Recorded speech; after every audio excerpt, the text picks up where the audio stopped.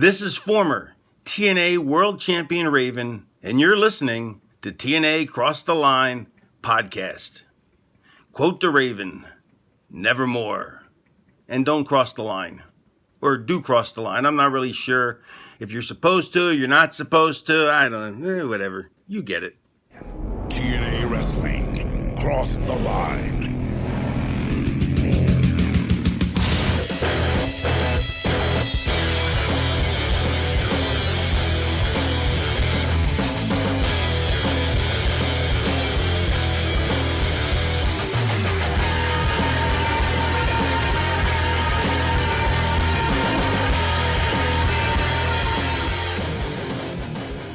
And we're back with episode 329 of the TNA Cross the Line podcast. I am Bob Colling Jr., and with me, as always, is Dallas Gridley. In Dallas, we are coming off of Genesis. And normally I will say a few things that have transpired, but we do a long-winded kind of recap of it with Meltzer's ratings and comparing it to ours. But I believe we both enjoyed Genesis. We have a new superstar in the mix, and as you go through the results, some maybe shocking developments have occurred. So, Dallas, how are we feeling coming out of Genesis as we march towards final? No, it's going to be Turning Point, I think, right? Right. Okay, that's a great question. Yeah, it is. It's Turning Point. It's Turning Point. Yeah, there we go. Genesis felt pretty good, man. We, like you said, new superstar. We had a lot of championship matches. I don't think we crowned any new champions. So there's that. But it was a lot of fun. I think Genesis was top to bottom a pretty solid show overall. And it's interesting because some of the notes that Meltzer has here that we're going to go over, I thought were interesting, but part of it is we're watching this 18 years later than he watched it, and so his thoughts certainly were a little bit different on some of it versus how we are in hindsight here. So it's kind of fun to see. Well, that being said, why waste time?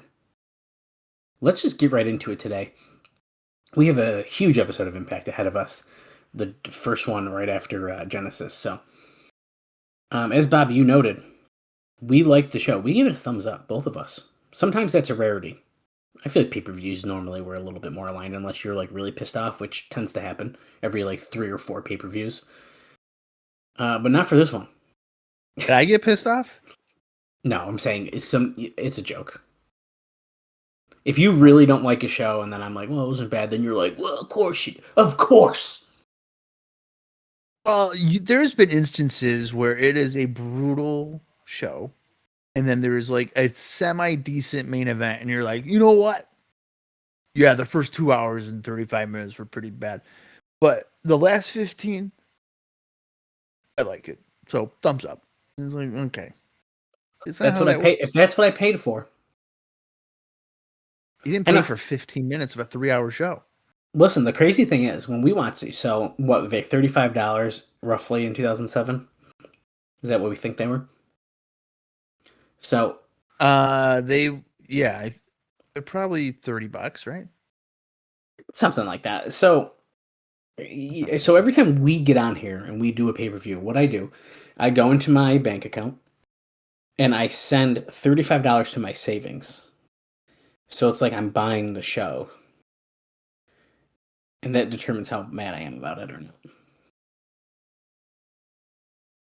Gotcha. And then when I'm mad, I just send it back. And I'm like, fuck it, I'm buying something with this.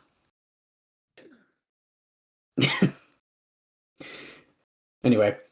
What do you think the Wrestling Observer newsletter readers thought about the show? Did they give it a thumbs up, a thumbs down, or a thumbs in the middle? I'm going to say thumbs up. Yeah, so the majority did. 66.4%, or in this case, 77 votes.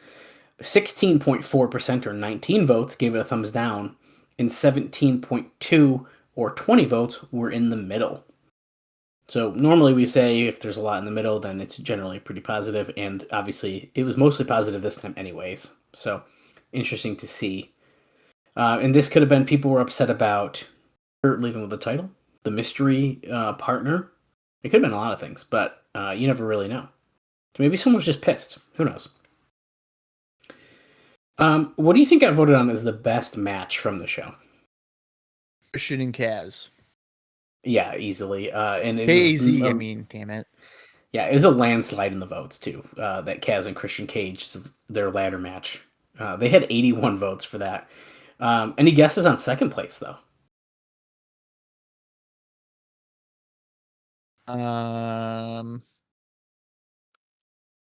Team 3D and the Guns. Yeah, it actually was. But once again, that gap is huge. 14 votes for that one. And then in third place with 12 votes was the X Division title match, Jay Lethal and Sanjay Dutt. That's what I would have guessed for that. Right. What do you think about the worst match? The women's 4-way. No, that was actually third place with 27 votes. Okay, the worst match then would have been the tag title match. That was in second place with 28 votes. I would have personally voted that as the worst one.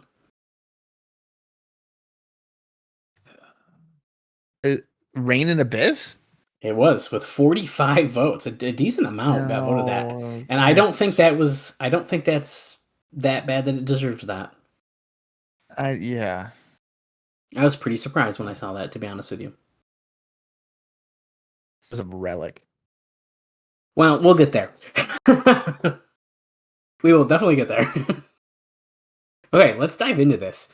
Like I said, some pretty interesting stuff here.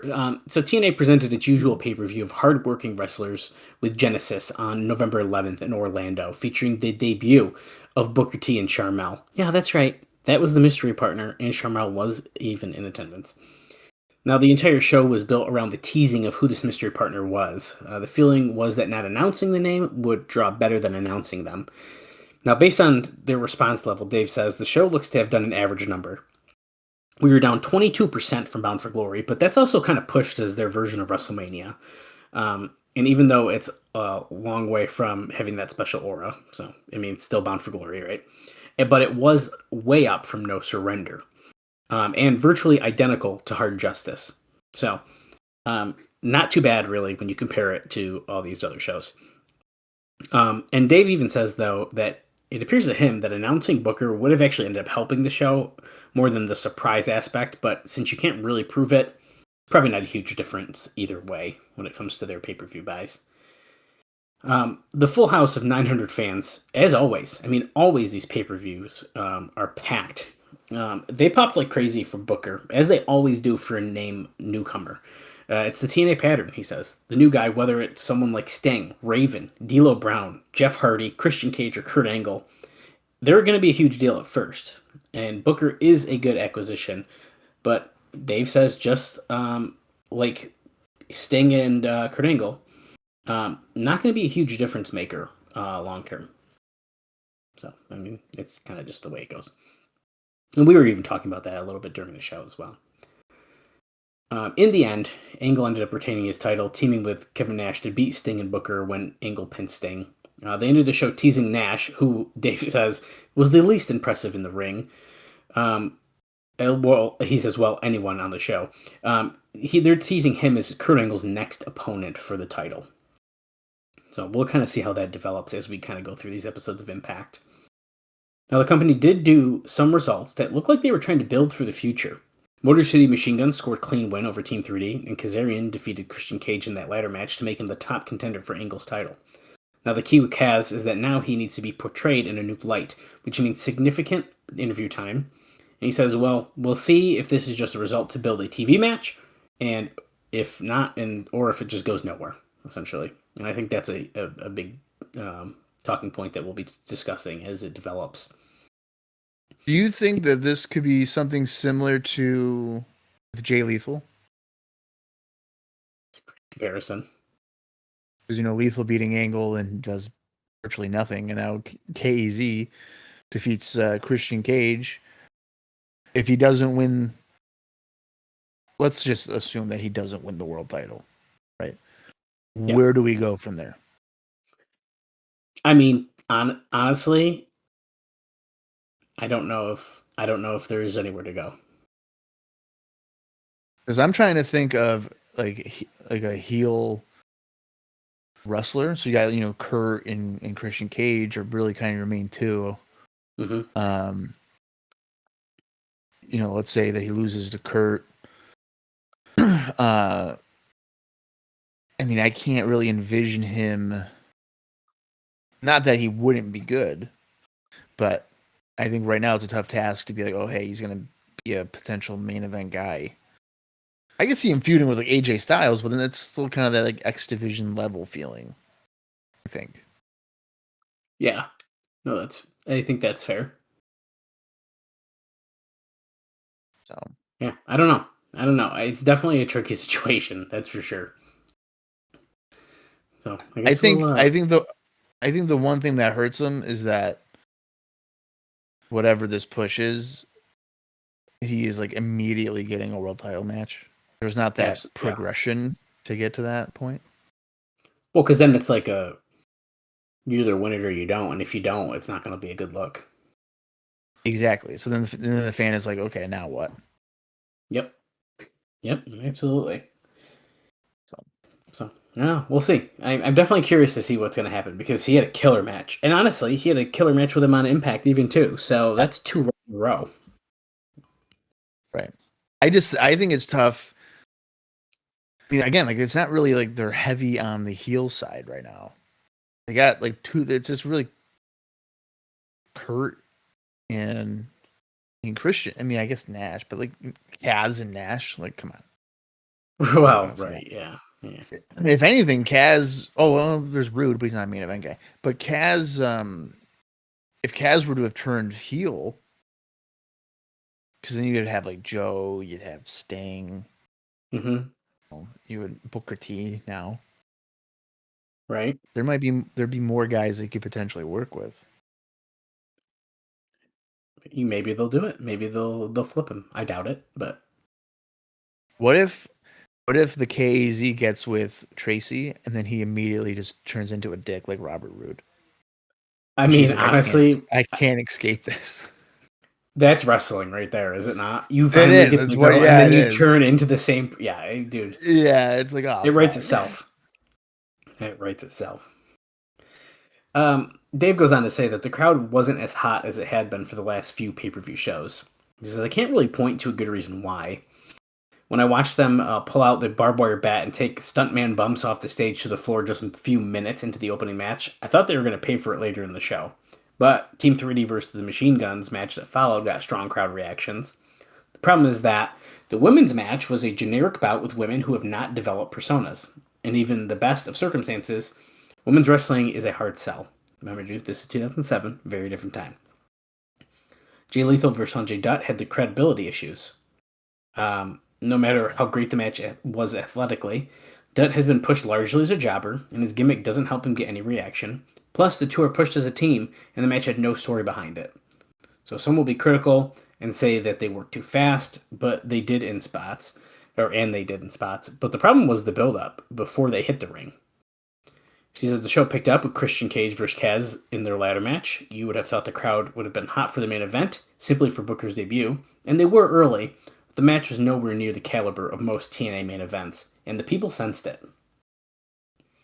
So that is that's a kind of our build up here. We're going right into matches. He had some really great points there, though, I think, and I would especially say about that main event. Yeah, I think it's totally fair. I thought that the crowd was pretty, just kind of like whatever. Well, and I think we'll kind of talk about it briefly in his notes, but not a lot happened in that match. Besides, like, oh, Booker T's here. It's like, okay. so what? Yeah, it's interesting. Okay, so I have our star ratings right up here too, and we'll compare and contrast as we kind of go through this. So, opening up the Genesis show, Abyss pinned Black Rain in 10 minutes, 13 seconds.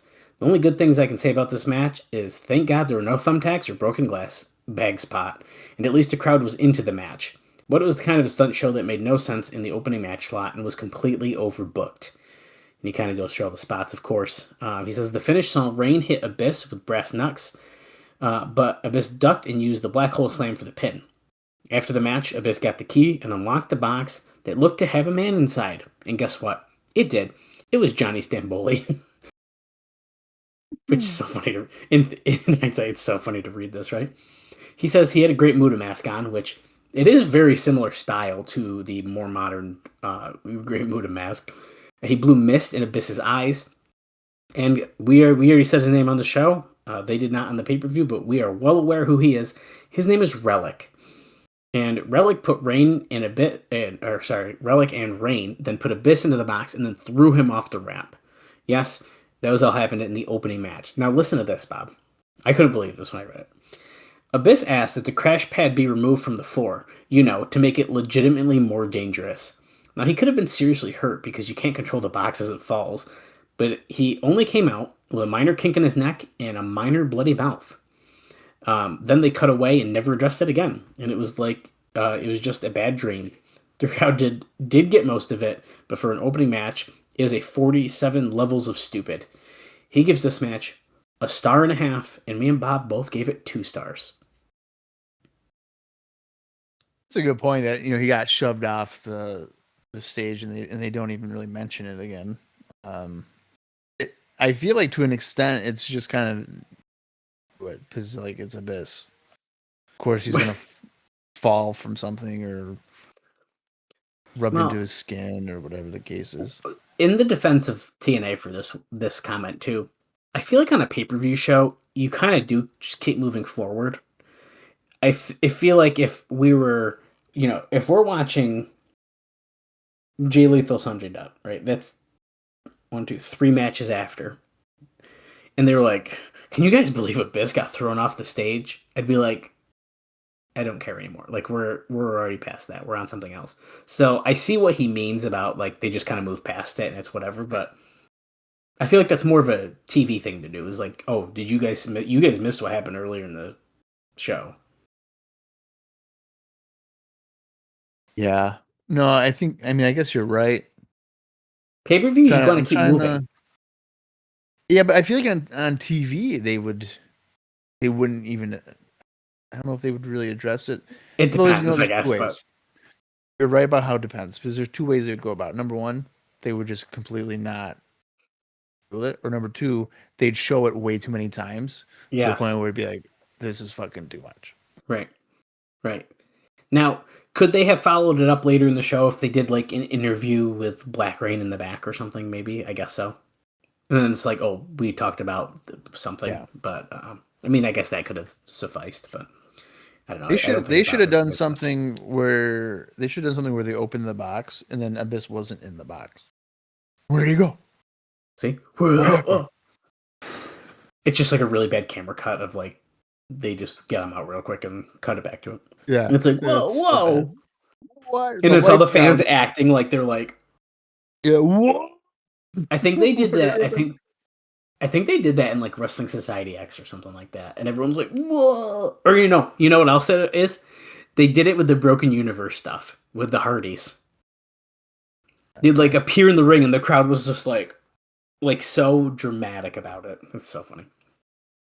Anyways, moving on. Next match. Chris Sabin and Alex Shelley defeated Team 3D in 17 minutes, 37 seconds. Probably the most heated match on the card. 3D are great heels to the live crowd in the sense that they're the only ones the crowd truly doesn't like. Sabin and Shelley pushed themselves as the tag team of the future. Eventually, Devon got a table into the corner and threw Shelley into it, but Shelley walked up the table, flipped, and landed on his feet. Devon charged and went through the table. Sabin and Shelley then gave Brother Ray an enziguri for the pin. He gave this match 3.5 stars, and me and Bob both gave this one 3 stars. Pretty aligned there. Next up, Gail Kim retained the Knockouts title over Roxy Laveau, Angel Williams, and ODB in 9 minutes and 1 second. They gave them more time than WWE usually does, and these women are generally more advanced than WWE's women. They're pushing them as more of athletes, and as the announcers don't oogle over them and just put over their looks. The finish saw Roxy Laveau spit mist in ODB's eyes, which probably would have been more effective if we didn't see it in the opening match as well. Kim pinned ODB after the John Morrison style neckbreaker, as it's being written here. The post match saw Colling come out to confront Kim, but in the mid scene, they cut to Jeremy Borash and Karen Angle in the back, and Angle hitting on security. They opened the limo and they thought they had a mystery partner, but instead it was James Storm and Eric Young in the middle of a drinking contest for the new TNA Best Drunk Championship belt, which really is just a spinner belt with a beer bottle on it. He gave this match 2.5 stars, and I gave it 2 3/4, and Bob gave it 2 1/4. So, pretty fun. Next up, X Division Championship match. Jay Lethal pinned Sanjay Dutt to retain the title in 12 minutes and 1 second. Very good action, but no heat for the match, only for the moves, for reasons mentioned earlier. During the match, they teased SoCal Val becoming the new Elizabeth for Lethal. Dutt got a lot of near falls during this, but nobody really believed that he could win. Lethal won using the lethal combination on Dutt, followed by an elbow off the top rope.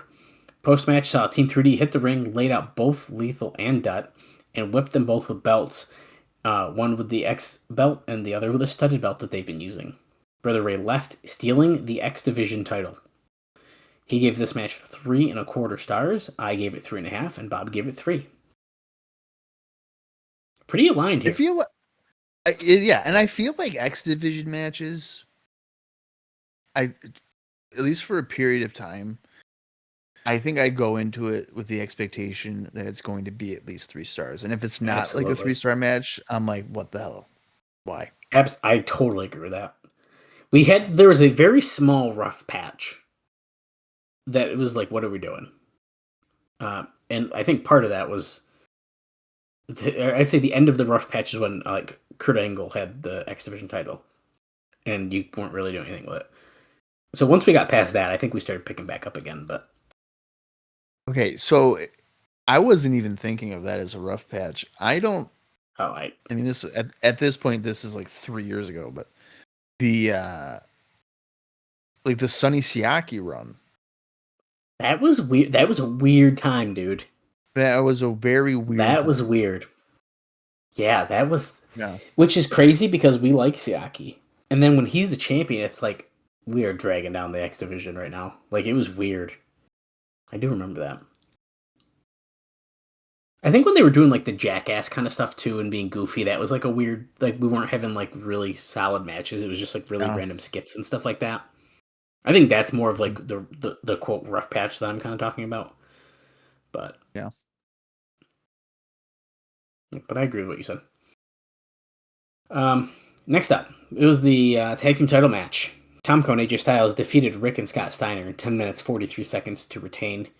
Even though these are all pushed guys, the crowd remained dead for the 3rd straight match. That was pretty bad, as the Steiners are just so limited. After the ref was knocked down, Styles gave Rick a low blow and a hard chair shot to the head for the pin. He ends up giving this match 1.5 stars, and I gave it 1.5 stars, and Bob gave it 1 star. Bob's always the low one. It always is. Next up, okay, this has got a pretty wild piece into it too, Bob. Samoa Joe pinned Robert Roode in 15 minutes 43 seconds. The two were having a good match, but just as they were building for the finish, Ms. Brooks collapsed. Right, you remember that? Yes, I do. Well, that was not in kayfabe because David reports here that we're still not sure what happened, but the EMTs were out and she was fine later in the evening. And spoiler alert, wrestles at TV the next night. But seeing her down took the crowd out of the last few minutes and made the match drag on television because of the lack of crowd response because of their divided attention. The finish of the match saw Joe block Roode's payoff, a fisherman suplex, and then use the muscle buster for the pin. He gives this match 3 stars. I gave it 2.5, and so did Bob. Okay.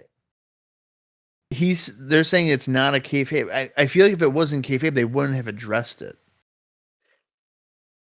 So, right. That's what I thought too, but the fact that he's reporting, like, we don't know what happened, and she ended up being fine, but they even,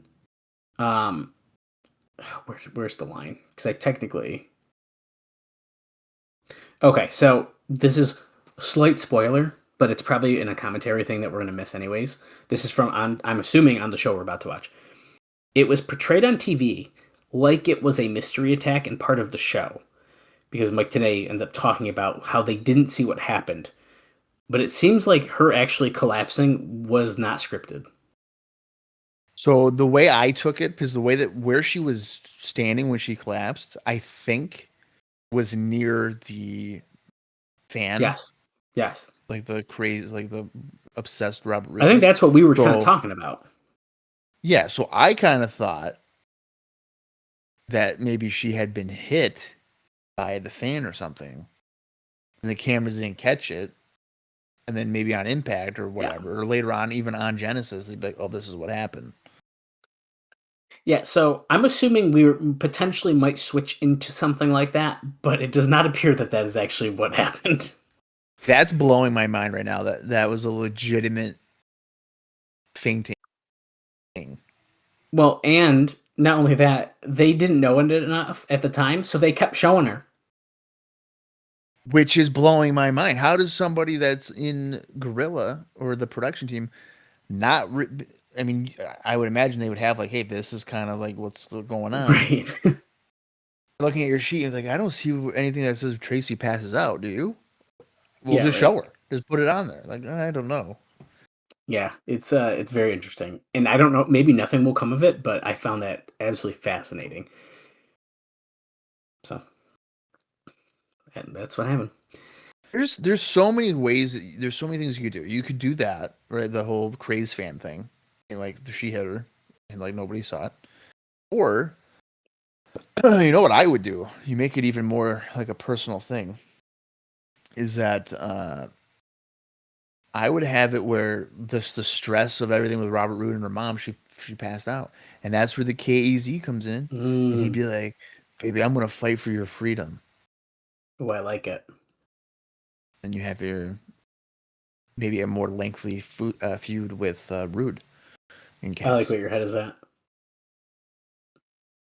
So, give me the book, Jarrett. That's right, and it could happen. I don't know. We'll find out. It could. I don't remember what happened. Yeah, right. Yeah, I mean, who knows?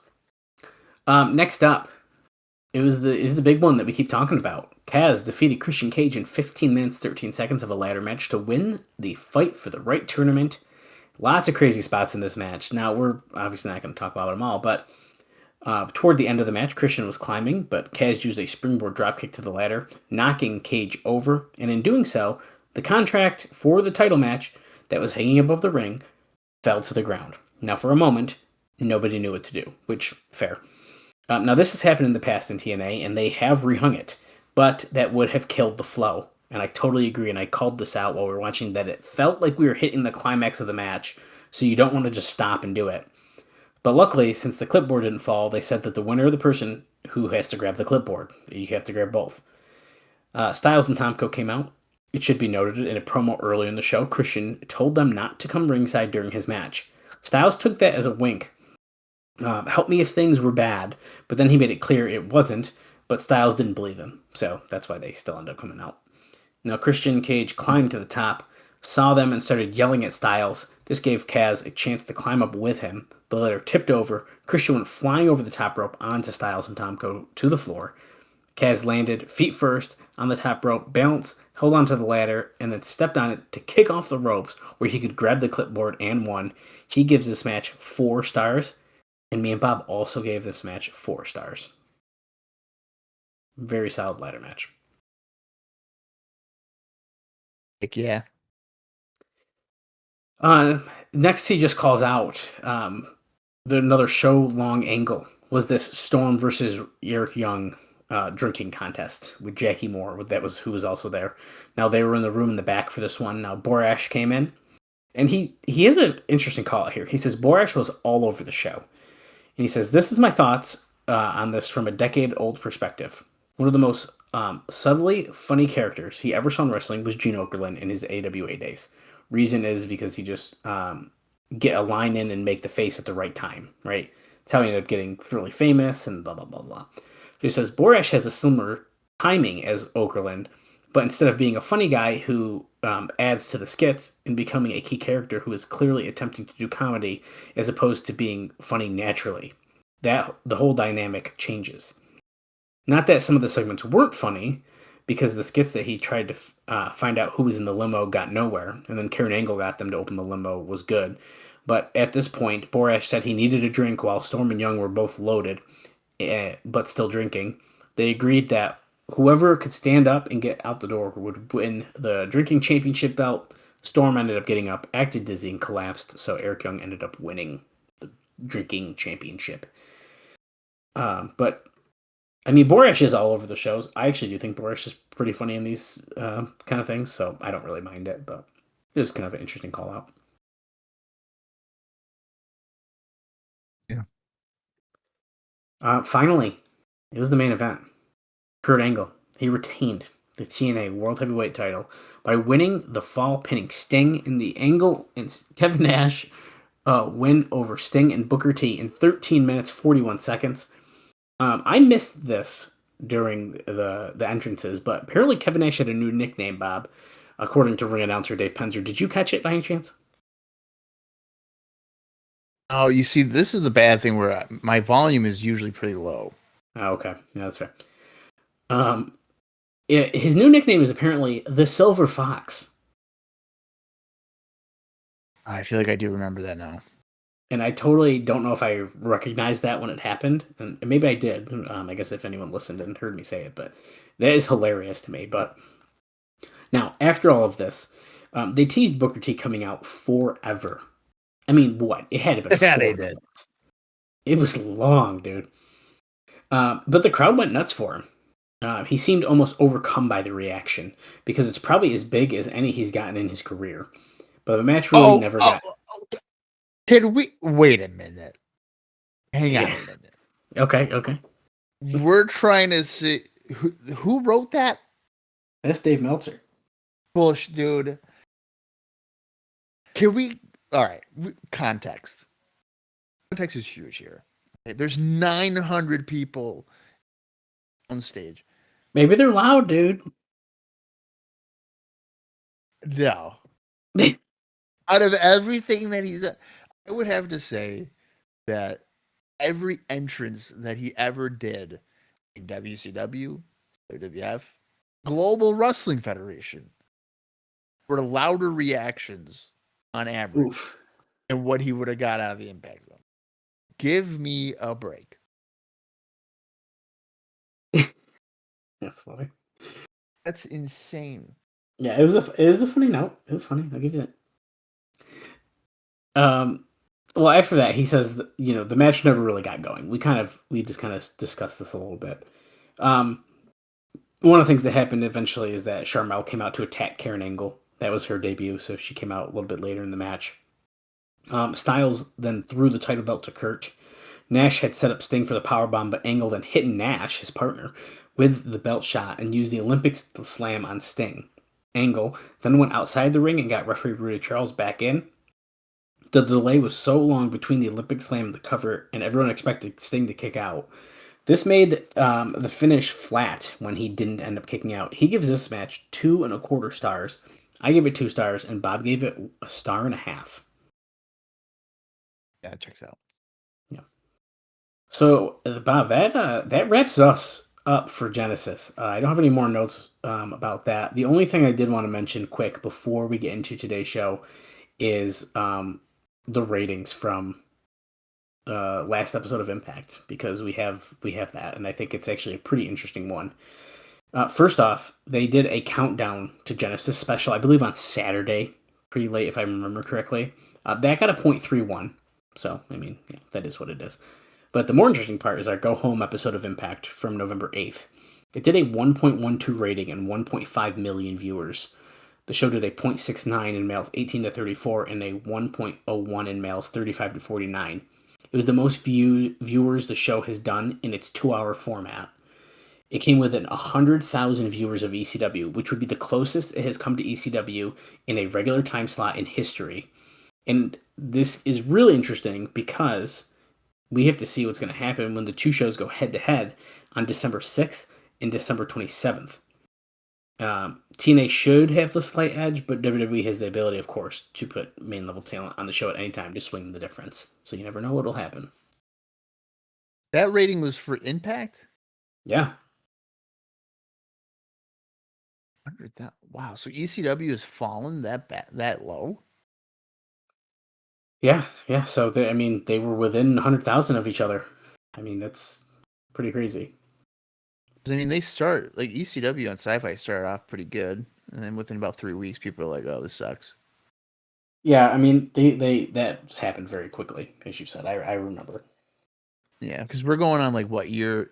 2007 would be year 2 of them on Yeah. TV like that. Yeah. Yeah. So yeah, by then people are like, "Oh, it's just Velocity with ECW." Right. They even stopped doing because I think for a few weeks in a row in the beginning they were like every week we have an Extreme Rules match, so there's like a little something. Yeah. And then they even stopped that. Once they stopped that, it's like. But here's the thing: ECW in all its glory is essentially Extreme Rules match every time. Like every Right. match was like kind of like, it's whatever. Right. So when they were like, "Hey, this week it's going to be Ric Flair against the Big Show in our Extreme Rules match," that made it WWE. There you go. So Classic times.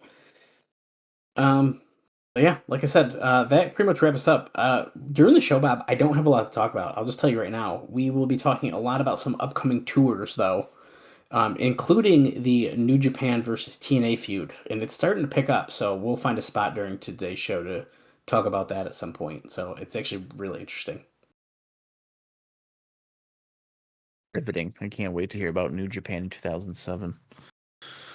Okay, so that is gonna lead us into this week's episode of Impact. It is the November 15th, 2007 edition. The approximate runtime for this show is 1 hour, 22 minutes, and 56 seconds. Considering I'm exhausted, that feels like a long time. I'm going to count down from 3. When I say play, that is when we are going to start the show. I don't know why I just clicked on the same thing twice, but I did. Now, before we get into the show, though, actually, I wanted to shout out something. Oh, okay. And I'm surprised that Dallas hasn't mentioned it, which means maybe he doesn't even know that it happened.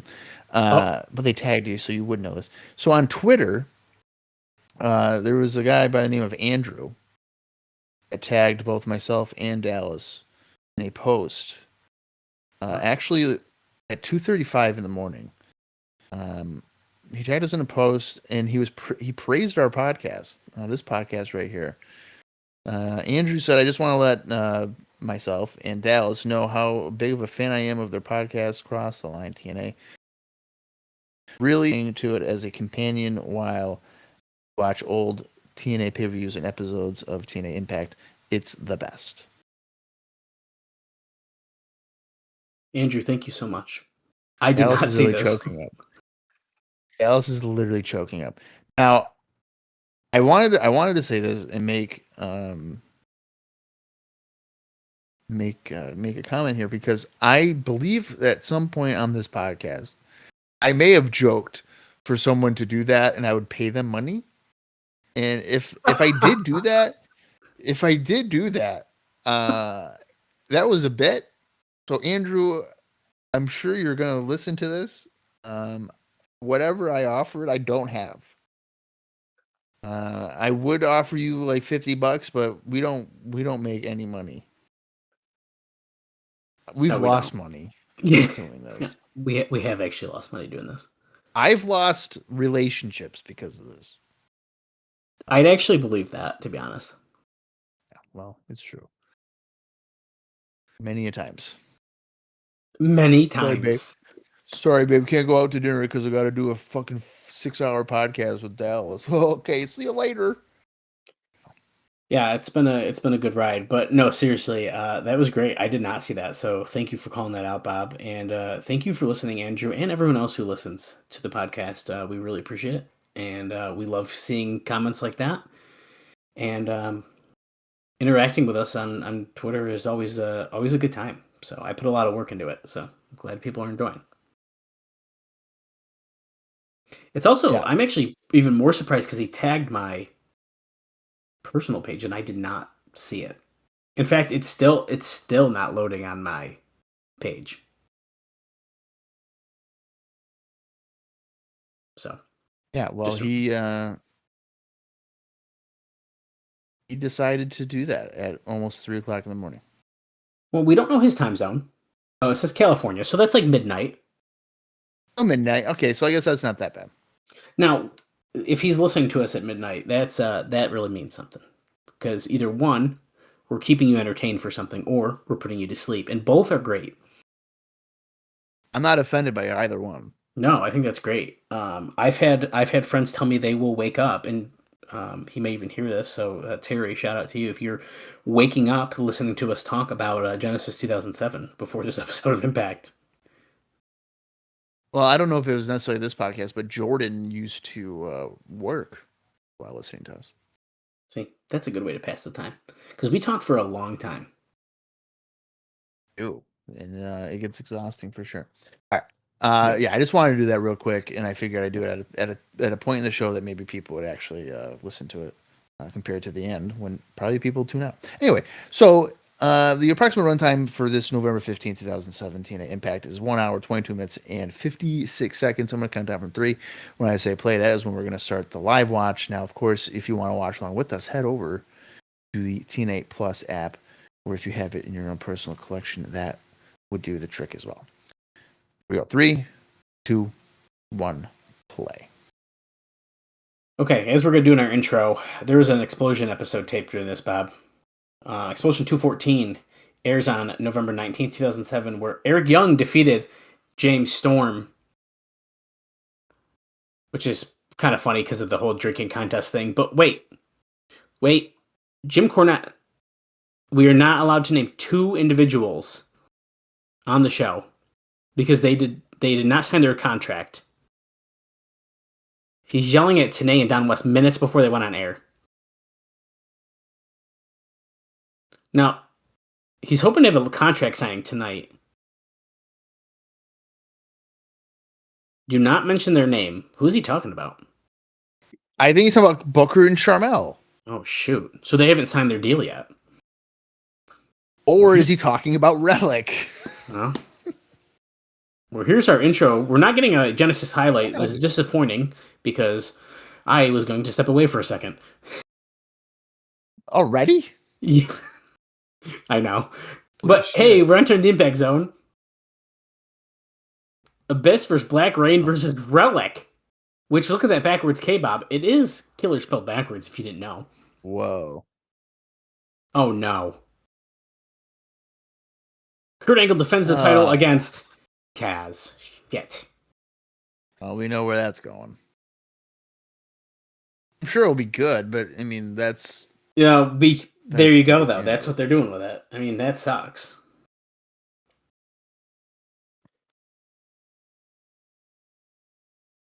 Yeah, I mean, I don't know, man. TNA, this is a prime example of, like, you can do something different, and nothing's going to change. Like, you're not going to change your buy rate if you have Kaz and Kurt Angle. Like, give me a break. Right. Okay, I'm already going to tell you right now, Bob, I'm already going to get annoyed because Tanay's already like, we have to be very careful not to mention this here tonight. So this entire hour, 20 minutes, he's going to remind us that he needs to be careful until this contract is signed that they cannot say these names.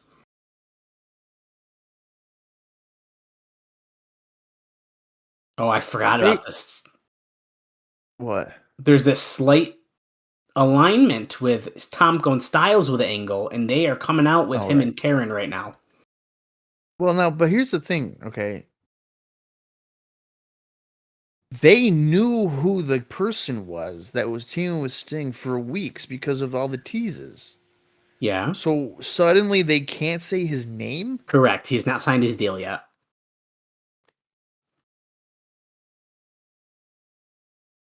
It's just the way it is, man. Oh, speaking of, well, not speaking, this has nothing to do with it, but Vince Russo and his Oh, JCW yeah. lunacy thing. A wrestler was fired for doing coke, and the wrestler's name was like cocaine. No. Yeah. I know cocaine.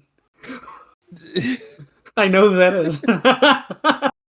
That's insane, dude. Yeah, he was bumping a line in the bathroom, and they fired him. It's realistic, bro. Yeah. Okay, listen.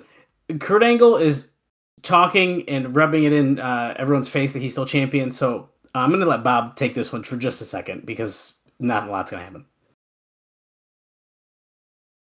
Oh, here we are, folks. Dallas has left. I'm assuming he had to pee because he likes to have his coffee drinks. So Kurt is handing out thank yous. And he's saying that AJ and Tomko, he's telling them, because they're all in the ring, that they made the right decision by joining the Angle Alliance. They are a family now. Uh-oh. But here comes the Silver Fox. Kevin Nash is joining the segment. And it looks as if Kevin Nash is coming out the baby face tunnel. That would signal a face turn because he was previously associated with Kurt Angle, being his doctor, of course. Now we're seeing highlights of Kurt Angle whacking him with the TNA World Championship. And then he proceeded to then pin Sting to retain the title. Nash owns Angle, a sign that is conveniently behind Nash. Nash noting that he thought they were family, and Dallas has returned. Kevin Nash, the Silver Fox. Okay, so Dallas, quite a bit has happened here. We have the Angle Alliance officially. Really? With Kurt, Tomko, and AJ. And then if you notice here, Nash, he came out on the babyface tunnel. Well, the one opening segment, I actually missed something. Come on. Yeah. You cracked me in the dome with that belt on Sunday night. TNA goes, I saw it. If you're going to sing it, bring it. Bring it. Wow. Yeah, the Nash Angle Alliance, dude. Wait, does this mean it's the end of the Christian Coalition, though? That's the thing. I don't know. Tomko and AJ beating down Kevin Nash here. I also have AJ wearing the Tomko shirt. You know, I just realized that shirt, the back is basically Tomko's tattoo. Yes. I need to get that shirt. I think the front is, too, technically. Is it? Here's Jay Lethal, Sanjay Dutt, Chris Sabin, Alex Shelley, and someone else. I didn't see who the last one was. Shark Boy. Shark Boy. No, there's Chris Harris. There's Hernandez. Hell yeah. Oh, yeah. What in the world? Kevin Nash has been really popular with the undercard.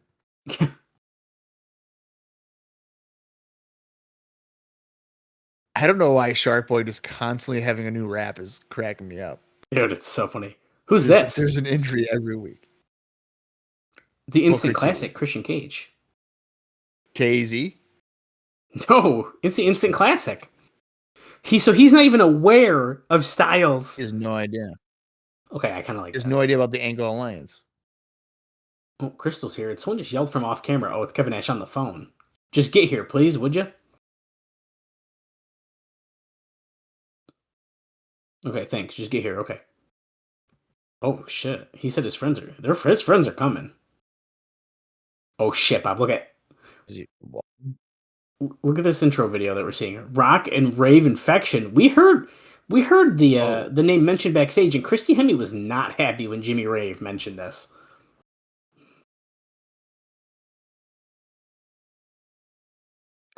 Jimmy Rave's face when he points back, and Hemi and Lance Hoyt are making out as he's carrying her. Oh my god. He's like not holding back on that. No, you can't.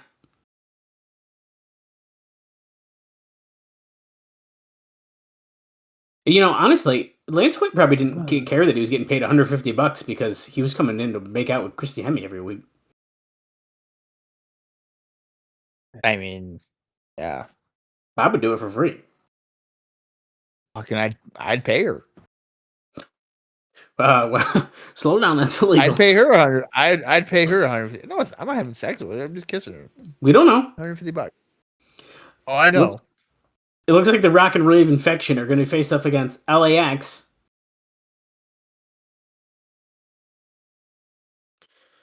Do we know if they were dating or not, or no? I have no idea, but the way they kiss, it's so passionate. You would think they would be.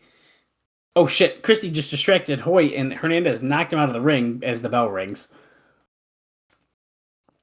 Homicide and Jimmy Rave kicking us off here.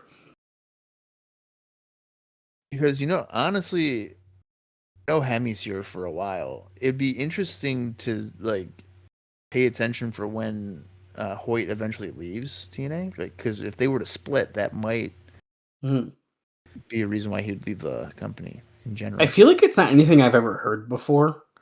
I feel like that's something... I've never heard, that's why. So I feel like I'm going to doubt it. Also, the fact that one time I posted a photo of them kissing or together on Twitter, and he replied to it in a very happy manner of how good of a day at work it was. If it was my ex, I don't think I would have said that. Unless it's the best you ever had. Oh shit, you're right. Which that was a nice wife backbreaker by Hernandez on Jimmy Rave, but Hoyt breaks which up. Which would be cover. Your wife. Are you talking to me or? Which would be your wife. You think that they're married? The best you ever had would be your wife. Well, yeah, but he didn't say that, and I don't know if he's married. Jesus Christ! I mean, I'm literally throwing up a softball for this guy, and he's just like, "Are you talking to me?" Oh, I yes. Don't know what are you talking about? Yes, that's mine. Yes, not Christy Hemme. Right. Do you guys know I dated Christy Hemme? Did you guys know? 18 years ago when I was underage. I'll tell you right now that my college girlfriend, she would hit me up, man. I beg. Those were the glory days. Yeah, she hit me up too. But anyways, Lance Hoyt's got control over. I'm just joking. I'm joking. Oh my god. Oh man, god. I wish everyone could have seen Bob's face that one. Homicide's got control of Lance Hoyt right now. Big lariat by Hoyt though.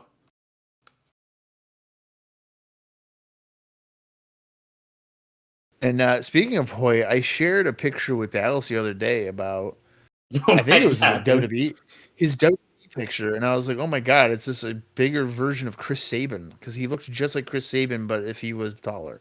He replied to that tweet that you found that from, and basically was like, "This was awful." Like even he was like, "No." That's probably where I got it from. It was not good. It's the Twitter. Because he cut his hair and everything. I was like, ugh. Wicked short. His name was Vance Archer. Oh shit, was yeah. And sorry. They're mentioning Rellik Killer backwards during this match. Yes, they are. They love. Oh my god! Oh shit! Nice power. Yeah, Hernandez taking control here. Speaking of Vance Archer, though, as LAX take control of this match, double teaming Lance Hoyt, I can't remember. I don't think it's our friend Austin. I believe it was another friend of mine. Back on one of the old Raw vs. SmackDown games, I was like, I will play as any character and I will beat you. Like I used to be really good, and so he picked Vance Archer at one point, and I did in fact win. It's just I don't know why I remember that story, but. You won as Vance Archer? In the WWE game, yeah. I was surprised that he was in a video game for WWE. Oh, I think he's only in one. Oh. You can go killer, but no. Okay. Jimmy Rave just got a pin on Homicide. Oh my god, that is a massive upset. Like, huge. But look, LAX are beating down on Jimmy Rave. I mean, Homicide looks like he's trying to bust his kidneys with those strikes. Dude, literally, they just really went after him. Who's that? There's that mystery person from the Latino Nation. Conan. Let's go. Let's go. Wow, Conan can move way different now. Kidneys and knee transplants. Shit. He's lost some weight. Slapjack to the back of the head of Christy Hemme. I don't know why they're making this a mystery. No, don't cut away. It's clearly a woman. It's clearly a woman. Oh, wow. I'm done with that dumb blonde bimbo Crystal. Oh, shit. It's everyone's favorite team, Team 3D. They have someone in a mask. They have the X Division title around Devon's shoulder. I like when Brother Ray is a bad guy. He puts the beanie over his eyes like this. Insurance policy? Who is that? Well, X Division friends. We just slapped the shit out of him. We have a list of demands if you ever want to see him or the title again. The letter X no longer exists in the English language. The Q division or the B division or the S division because you suck.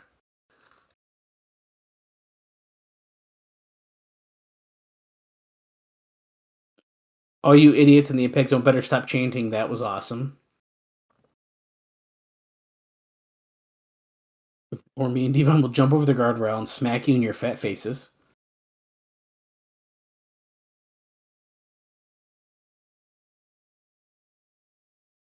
X Division wrestlers no longer can hide behind the keyboards and go on the internet.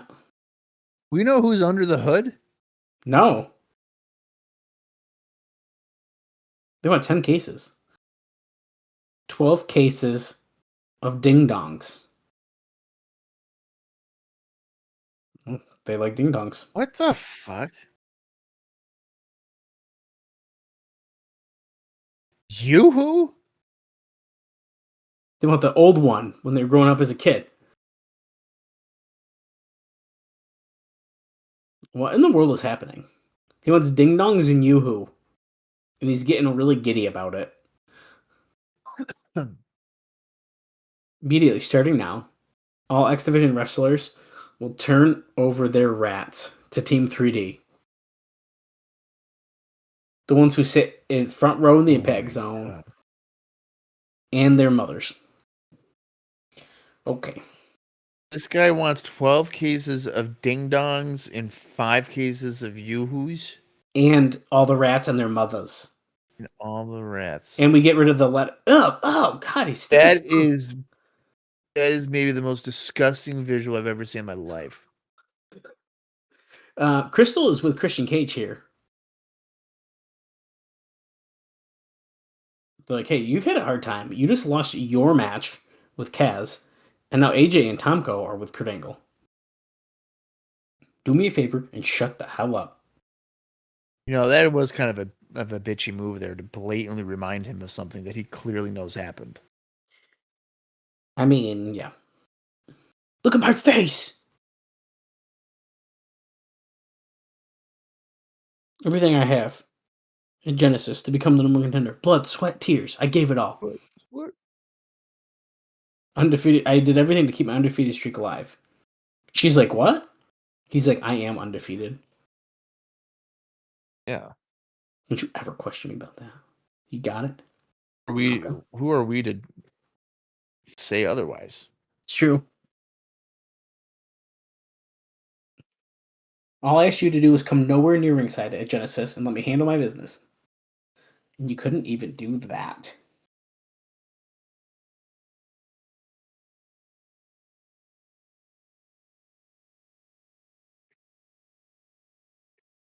Poured salt in my wounds. Minutes later, he went to help Kurt Angle. Crazy. I can't believe they turned their back on Christian Cage. But that hasn't even officially happened, has it? We're We're just assuming that.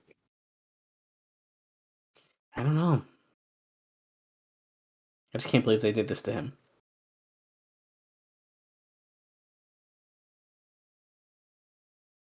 Like today, Don West, December 2nd, it's Turning Point. That feels like it's coming fast, Bob. It is. It's only a few weeks away. Oh, they can't say their name, but we got a pretty good idea who it is. What does that even mean? I think that's what he just said. That's crazy. Oh, no, sorry. They're talking about something else now, so I must have missed the context of that first part. We have a pretty good idea who they are, but we can't say their names. Give a break. Next up, we got another match coming here. Let me give you a note here. Tag team. Okay, go ahead. I don't know. Is this a good time to talk about New Japan during some entrances and stuff? I think it is. I think this is a good time. Let's talk about it. When I think of New Japan Pro Wrestling, I think of Robert Roode and Tracy Roode. There's not really anyone on the show that's going to come back to this New Japan news, so we're just going to do it. Okay. Wow. So New Japan had a show in Sumo Hall on November 11th, and it drew only 5,000 fans. Now, this is where they start the beginning of the New Japan versus TNA feud. It also featured Tanahashi versus Hiroki Goto for the IWGP title, return of Shinsuke Nakamura from a shoulder injury, which sounds like it shouldn't be from 2007, but it is. Now, he does note that this is one of the two smallest New Japan crowds he's ever heard in the 35-year history of the promotion at either the old or new Sumo Hall. Now, the TNA guys weren't going to come in and draw because TNA has no television in Japan, and aside from Kurt Angle and maybe Sting, nobody that would be in Japan the kind of wrestler who might sell a few tickets, or a few extra tickets. Still, that's a terrible sign when you are building up for a Tokyo Dome show with a New Japan versus TNA as a theme. Now, you're wondering, hey, what TNA guys appeared in New Japan? And this may be something we might want to keep an eye on as we kind of head toward Tokyo Dome season. But Rhino pinned Toru Yano in 9 minutes and 18 seconds after a gore through a table that Yano had earlier set up in the corner. Now, Yano uses the spear as his finisher, so it was billed as a spear versus gore match. Lots of brawling outside the ring. Yano used foreign objects and a low blow, and also hit the spear first. Now, the other TNA vs. New Japan match saw Christopher Daniels and Senshi, yeah, that's right, Triple X appearing in New Japan, defeat Prince Devitt, otherwise known nowadays as Finn Balor, and Minoru, when Daniels had Devitt up in the torture rack and Senshi came off the top rope with the Warrior's Way on Minoru to get the pin in 17 minutes 23 seconds, and it was reported as a good match. Now, right now, they're doing a gimmick where Tanahashi's next title defense at the Dome will be with an opponent picked by TNA management, and the belief is that it will be Tanahashi versus Kurt Angle. It's also being reported right now that one match that is announced for the January 4th Tokyo Dome show is Tomko and Giant Bernard versus the Steiners. So it was a mouthful, but it's kind of some fun stuff, and the match hasn't started yet. Which is incredible. I would be see, this is so bad because I've seen Rick Steiner and then I'm still like, oh, I wouldn't mind seeing the Steiner brothers against Giant Bernard and Tomko. Knowing damn well that's not the Steiner brothers from 1992. Right. Though in the note that you said though, Sting probably would sell quite a few tickets. I think absolutely. Sting's return to Japan would be huge, I feel like.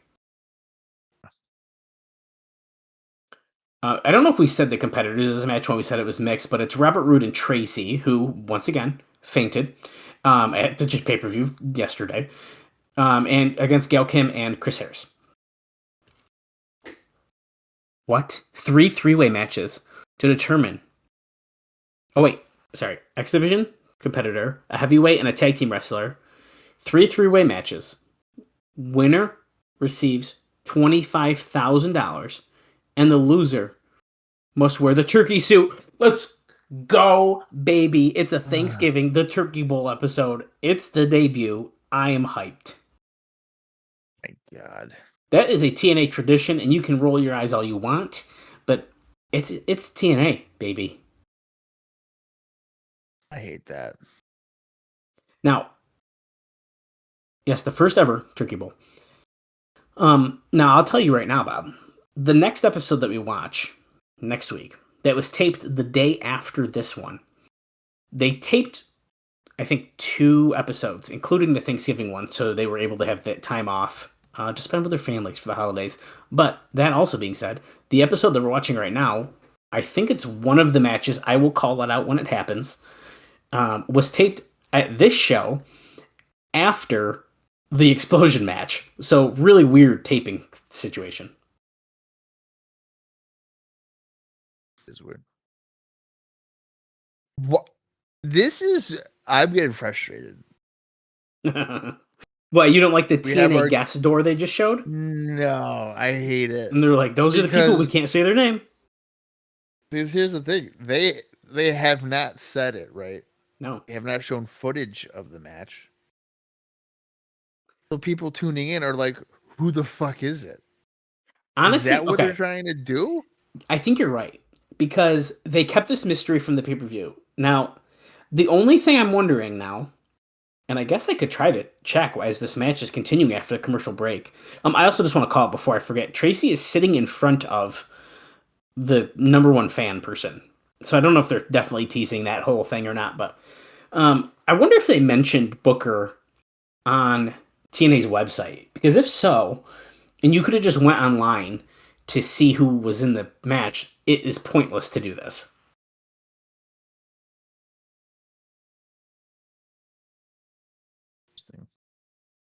I'm going to go back on the Wayback Machine right now, and I'm going to see if I can find out if I can see the website from Genesis 2007.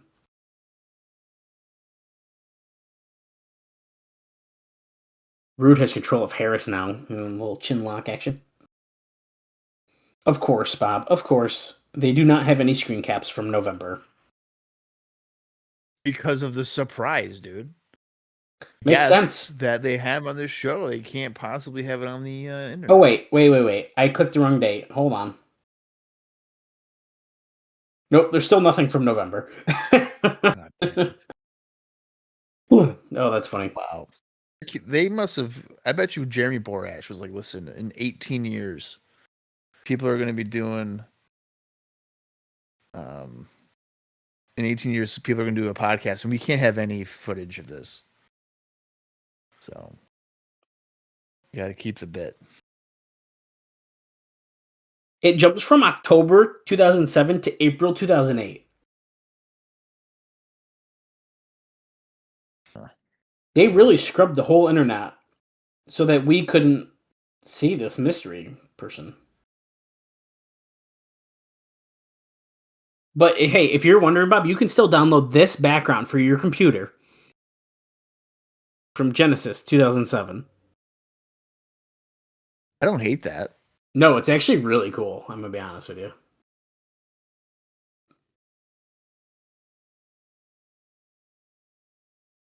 Although, hang on a second.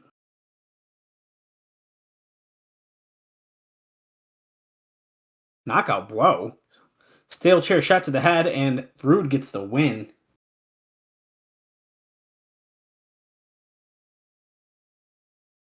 Oh no, I thought that there was someone else replaced on the poster from that, but it's correct. Hire me, Robert. They mentioned the mother. They just mentioned she's got to support her mother. About time. They kind of dropped that for a bit. If you notice, the girls were in blue just like Tracy and Robert Roode are, so that's really funny.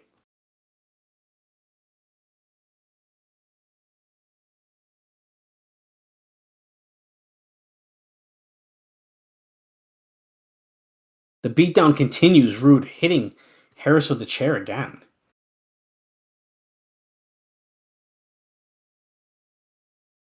He's defenseless.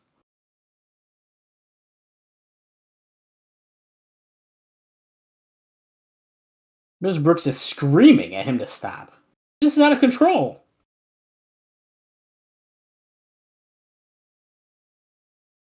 Oh no. He's trying to break the arm of Harris. He's got the chair wrapped around it, but Tracy steps in between them.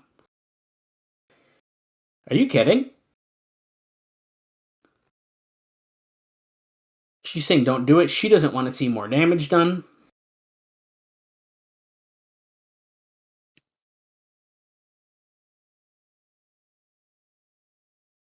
Look at her standing up to Roode. Oh, she just pushed him. She's about to be a huge babyface. Well, she just shoved him a few times and then got out of the ring. I can't believe she just stood up to him.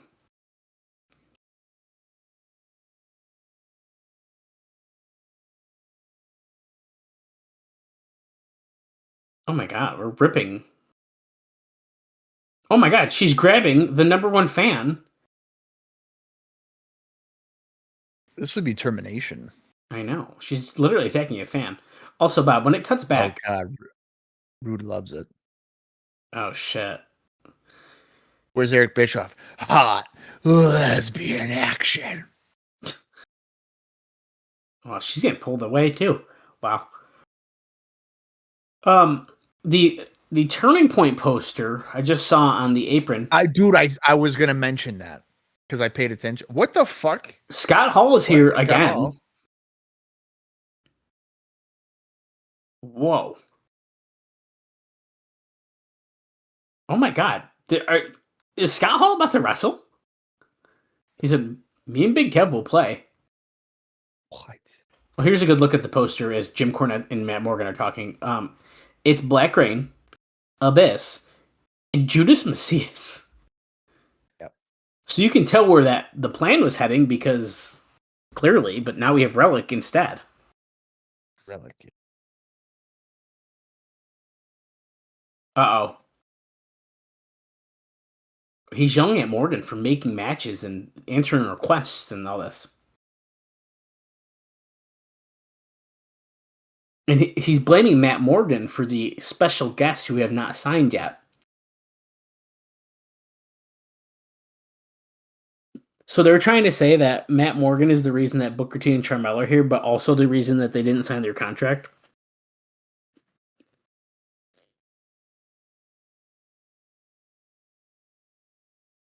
Yeah.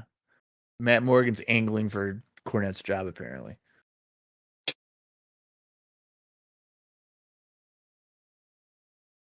Friends in business, they're not together. Oh, shit. There's no male to female contact. That's what Spike TV says. So did you see what happened? I need to know what you're going to do, and I need to know now. This is Hoyt, by the way, running in with Jimmy Rave.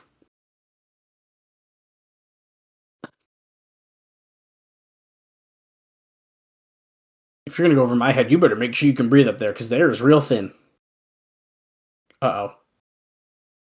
In the middle of this segment, on the monitor, he noticed that Team 3D is dragging this masked person into the ring. These TNA people need to get bigger TVs. Yeah, right. They're just using monitors. Is that just Eric Young? No, I think I know who it is. Oh, okay. I can tell by his wrists, like the stuff on his wrist. Wait, is that the rope I don't know. or belt, whatever it is? That's what I need to see who this is. Unmask him. Sabin, Shelly, wherever you are. Have you met our list of demands? It's been 20 minutes. Inferno. That'd be absolutely insane. Oh. Motor City Machine Guns music hit. If they come out with 12 cases of ding dongs, okay. Nope, but they're coming out with Jay Lethal, whose title is in the ring around the shoulder of Brother Ray. That's right.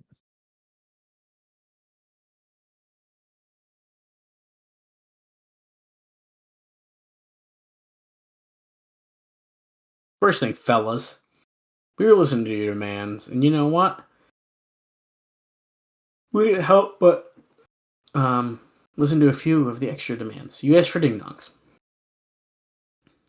Yeah, we want ding dongs. We like ding dongs, and you better have our ding dongs. 12 cases.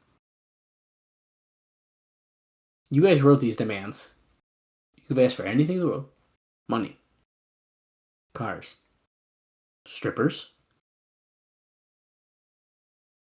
Ivan's like, yeah, could have done that. You could ask for more cholesterol. But no. You decided ding dongs, which you could argue could add to the cholesterol. But Oh, instead of ding dongs, why don't we give you guys a couple of ho-hos? he likes ho-hos. Oh, you got both of your mothers right back here. Oh, shit. Oof. Now, I'm going to go out on a limb here. Wait a minute, though.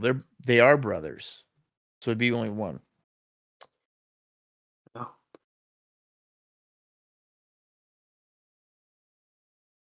We got your mother right here. Oh, they're whipping him with the belt.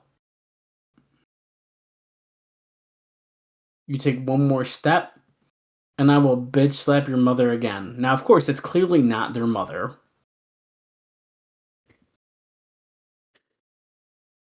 Oh, is it Sanjay?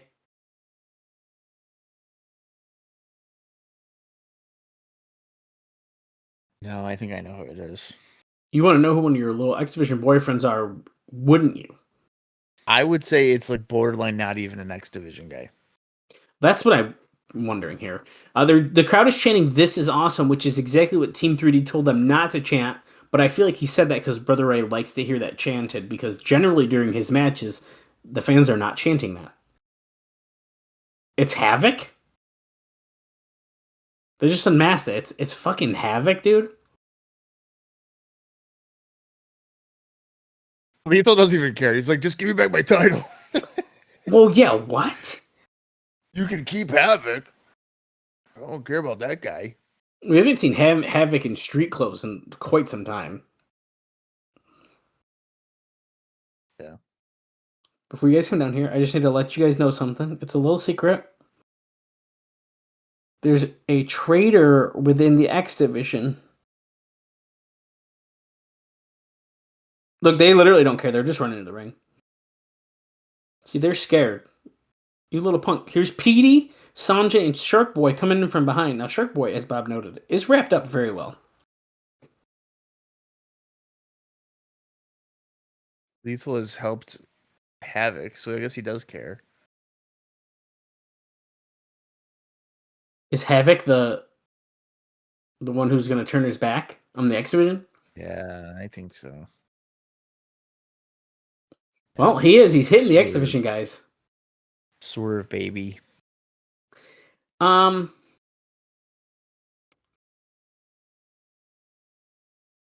swerve by Team 3D, Mike today says. Yeah. My heart is in shambles. I mean,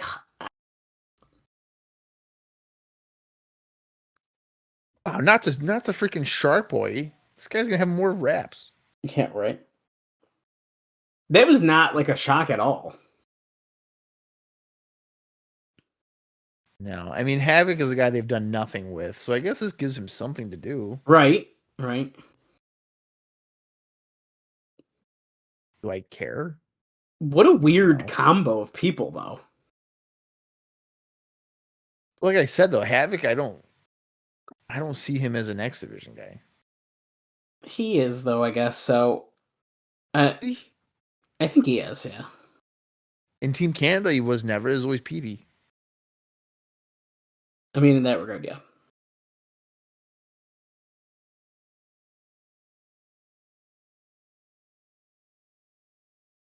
Christian, I know you're watching. It's AJ and Tomko here backstage.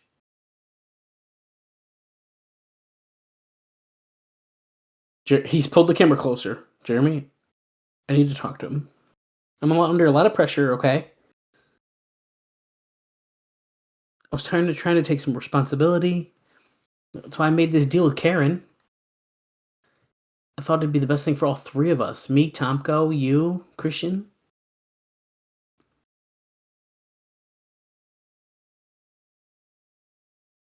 thought it'd make our team even stronger, you know? Oh, so AJ kind of feels bad about this, but Tomko is like, thank God we're away from Christian.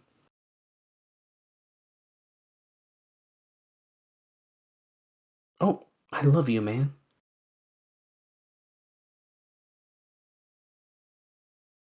He'll understand, right, Tomko? He's actually no, he won't. Yeah, He no won't shit. understand.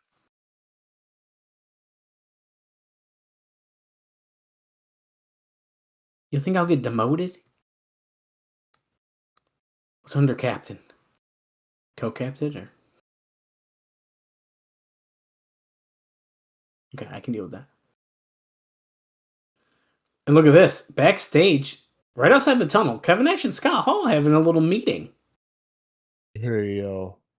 Hey, up next, we'll find out when we get Hello to back. the bad guy. Oh, Jim Mitchell. I promised I was going to make your life a living hell. The festivities have only just begun? Oh, shit. Macias is back. Jim Mitchell's talking. Look who he brought back. Well, we have a lot of scary evil guys on the show now. Your suffering has only just begun, he says. Okay, Kevin Nash, Scott Hall. Even Scott Hall's video and name and stuff is on this Tron video.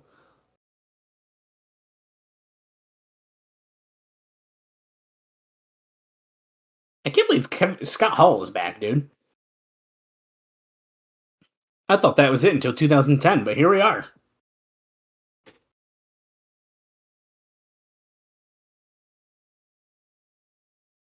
Are you excited to see Scott Hall back here in action? No.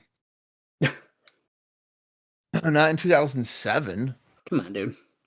I didn't look forward to him in 2005. In 2004. I didn't mind him in 2002, but that was about it. I really didn't like their whole fake Elvis thing. Oh, come on. The Kings of Wrestling? I didn't like that. No, I like it.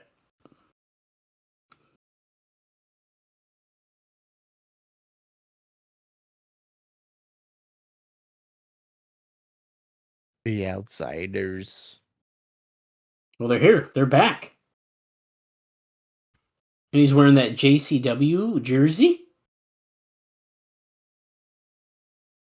Hear me out. We're going to get Team 3D versus the Steiner Brothers versus the Outsiders. Now we're talking. Versus the New Age Outlaws. Hey-o. Oh. Say hello to the bad guy. We'll make this short and sweet.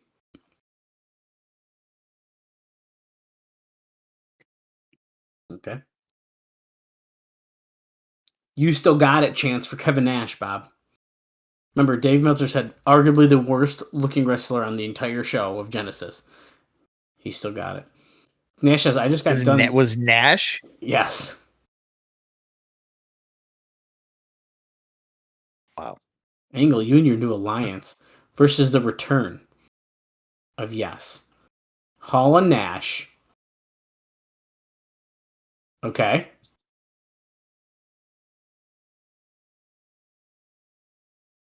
Who's their partner, though? And their partner. Sting. And we'll find out who he is before the night is over. I liked how he looked at the other camera when he said that. That was funny. Sting. So Tomko, AJ Styles, Kurt Angle versus Kevin Nash, Scott Hall, and Mystery. We can't say his name. We don't know if he signed a deal But it's yet. not. We can't say his name, but it's not the guy that we can't say his name. Wow. Different guy. Would it be? Is it just gonna be Christian?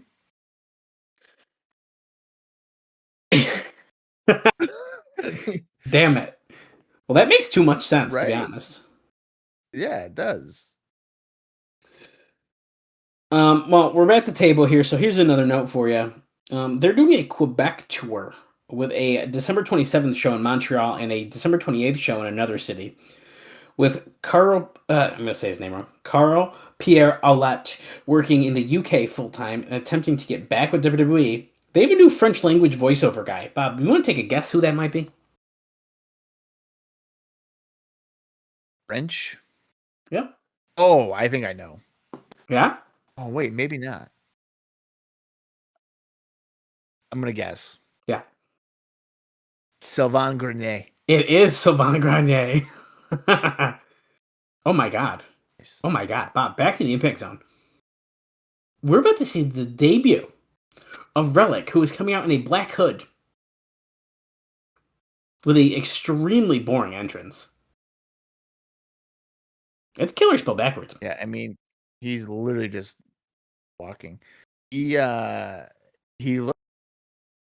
in shape as per usual for Stamboli. Rellik. He should make Rellik the alter ego of Johnny the Bull Stamboli. Do the same thing. Yeah, like he's backstage and they're like, Johnny Stamboli, what are you doing here? Like, I have no idea how I got here. But him and Dustin are a team. They're like a babyface team, but then their alter egos are a heel team. There you go. Here comes Black Rain with Misty. At some point, they'll win the tag team titles as the baby faces, and then the heel version of them will become number one contenders, and they have to fight themselves. He just licked Misty on the face. Like, that's got to be health code violation. French kissing a rat. You think it was Dustin's rat, or did they have a fake rat? Or not a fake one, but like a stunt rat, if you will. I don't know. That's a good question. Well, here comes Abyss. It's important that I guess this is for me to remember that this is a triple threat match. This is not like a handicap match or anything. So yeah, I'm pretty sure Rellik and Black Rain are like opposing each other technically. Oh, I thought this was a tag for some reason. No. And Abyss's partner is Jay Lethal again, because that made a lot of sense last time. No. Well, Black Rain is already stalking the monster. I'm sure Black Rain and Rellik are going to team up here, but okay. Bob is correct. The bell just rang, and yeah, we're already teaming up. Black Rain was just like slapping the back of Abyss. Yeah, see, three-way. TNA just said we can call this a three-way match. But he says, for all intents and purposes, we can call it a handicap match. Oh, yeah. That's true, too. Okay, now, without ignoring the funny, it's killer spelled backwards crap, how do you feel about Rellik? The character or, like, Stamboli? What we're seeing, TNA-wise, character-wise. I mean, we're adding another creepy, kind of dark character into the show. Like I mentioned, if Judas Messias is back, we have 4 creepy, dark monster type characters. Well, and that's been a criticism for Russo's writings that it's kind of dark. It tends to be I'm fine with dark writing, but the fact that we have essentially 3 other monsters to fight the monster Abyss seems excessive. Yeah, so I mean, there's really no depth to Rellik. It's just like he's a guy. Well, it's killer spelled backwards. He's kind of spooky. Yeah, but at least with Black Rain, there's depth to it. Like you're right. No, you're totally right. I'd argue there's a little bit of depth with Judas Messias too. They built up that whole character, who he is, like his purpose and stuff. Rellik is just here.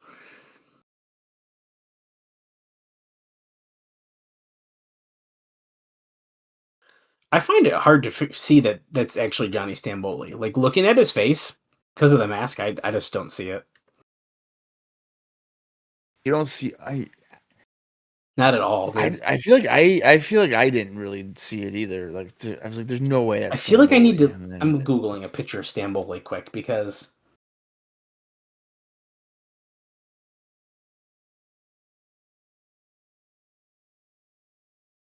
I don't know, dude. It's different enough that like I okay, don't like see it. when the cameras like straight on, you can kind of tell that it's Stamboli. I mean, It's this is splashing what I past see. opposite corners. That's Johnny with the little hat. Right. That's all I picture. He looks like Robert De Niro there. A little Yes, yes. bit. I'm going to make Shorts named a Rellik. a criticism of the Rellik outfit he's wearing. I don't like that he's wearing like biker shorts underneath the little flappy skirt. It's barely a skirt, but I don't like that they're shorts. I think they should just be trunks. Oh, you would just like to see his wiener hanging out? No, that's not what I said. Oh.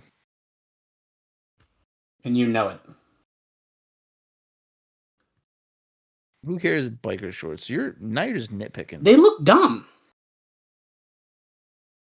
You Abyss go tell going- Rellik that his Nope. biker shorts look dumb. Holy black hole slam by Rellik coming out of the corner, and then Abyss gets the win. Oh. Well, not a lot happened in Rellik that wins one, the but J.O.B.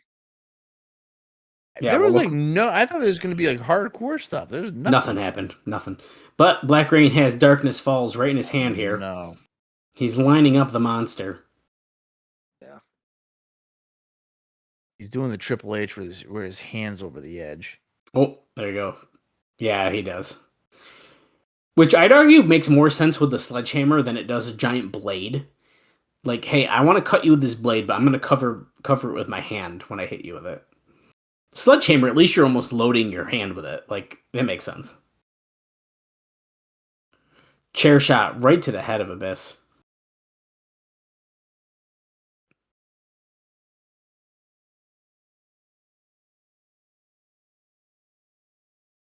Now, if you're following along with us, by the way, we're at 49:58 into the show as Black Rain is about to put away the monster Abyss here. I don't know what he calls that. It was like a no-handed pedigree. Here comes the War Machine Rhino for the save.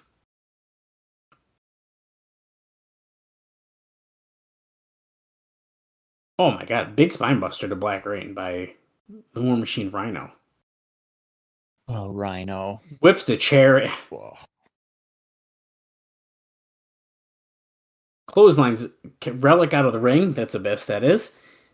This is a He's got a dream team phone. right here. The Dream Team. Remember when you fucking gored me through that paper wall? Yeah. Rolling in the back with Kurt Angle and JB. AZ Borash.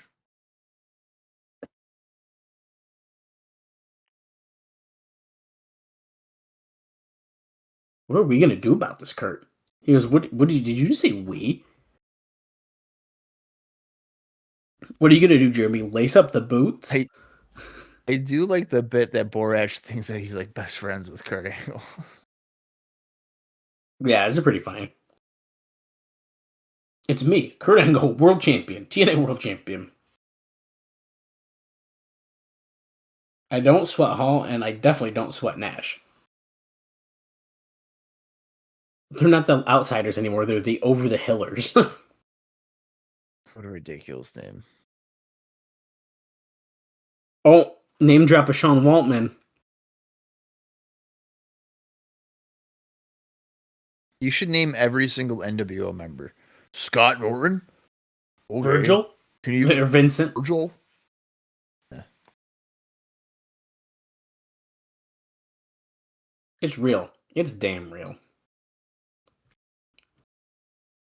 Her opponent, what? Oh, somebody's already in the ring. Oh, okay. Here comes Well, Kong. there you go. You know how that's about to go. Yeah. Oh, and she's got that picture of Gail Kim still.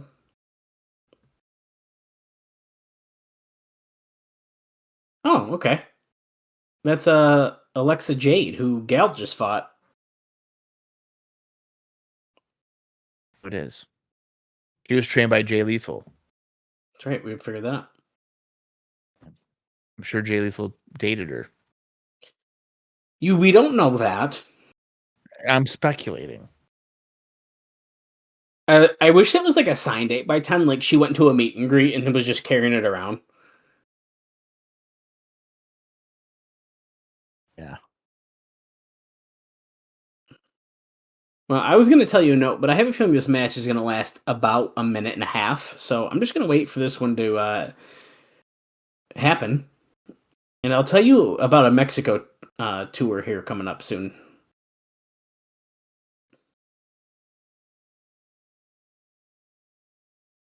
Okay, so look at this. See, we're talking about gear.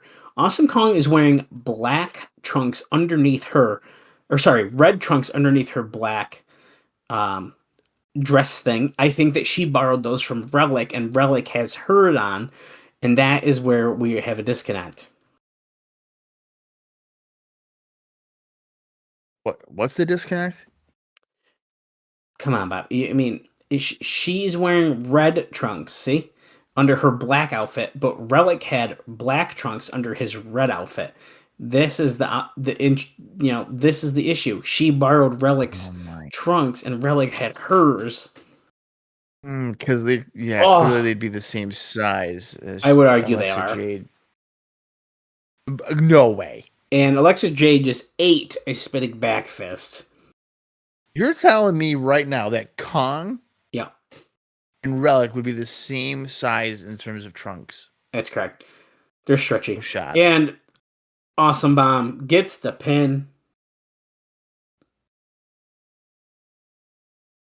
Alexa Jade. We'll never see her again. I'm surprised we saw her at all again, so. Well, right. And I'm also not sure if that's true or not. We could see her again. I don't know. Well, let's find out. She doesn't have a long career, we found out, so. That's true. Probably because she dated Jay Lethal. We don't know that. Speculating. No, this was her second and final TNA appearance. Wait, good. Is Gail calling Kong out? Here she is. You're gonna keep staring at that picture? Because I'm right here.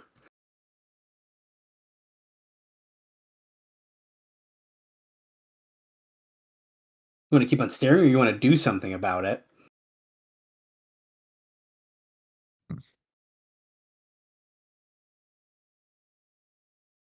Gail makes a run for it into the ring. Gail.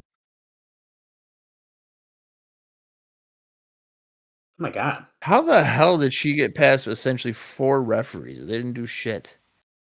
Oh, she fought out and she jumped at Kong again. Oh. I'd fire every single one of these guys. Gail Kim is what, maybe 110 pounds? 180. Soaking wet. Gail Kim, 180 pounds soaking I'm wet? joking. What are you talking about? Oh shit. Referees are getting out of the ring, out of the way, because they're scared of Kong. And Awesome Bomb onto the champion. Yikes. I like that face she makes. With the tongue out. Well, we might be finally getting that title match we've been waiting for between these two at Turning Point. It is not confirmed, but this is screaming that it's about to happen. Yeah, I mean...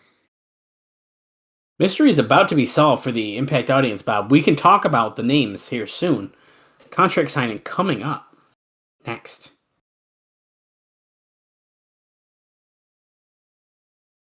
Jim Cornette is in the ring.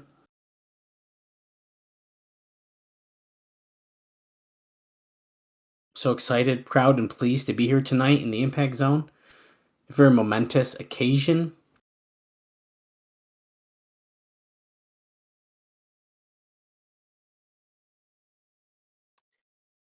Bob, we're pretty sure who this is, right? We know things are happening. And we know about that world title match at the end of the show. So I'm here to tell you that on the Genesis 2007 DVD, it features both this contract signing and the world title match at the end of today's Impact as bonus features on that DVD. Oh. I did not say that during the show. Oh, Jim Cornette can say his name. Oh, Oh. okay. Can you dig it? Sucker! And here he comes. Oh, wait. This is not the same song you just had at Genesis. It sure isn't. This is a very, very similar version to his WWE theme. Yeah. TNA, sucker! This is Jimmy Hart being like, how can I do a knockoff without getting sued? And it Absolutely, sound pretty dude. similar. Although it could be Dale Oliver. We don't know. Well, right, yeah. That's It probably is, to be honest, but Sharmell is doing her best, like, Michelle Obama impersonation, I feel like. I wasn't honestly really paying attention to her when they were just coming out. Just the vibe. This feels like a political thing. Like, oh, hey, here's a president. I wouldn't be surprised. First lady.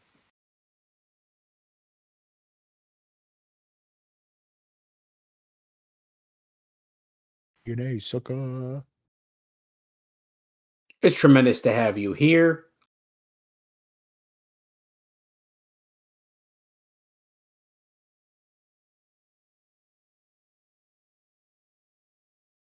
Booker, Booker, Booker. Crowd's going nuts.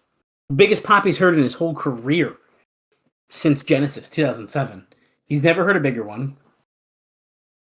Dumbest thing I've ever heard.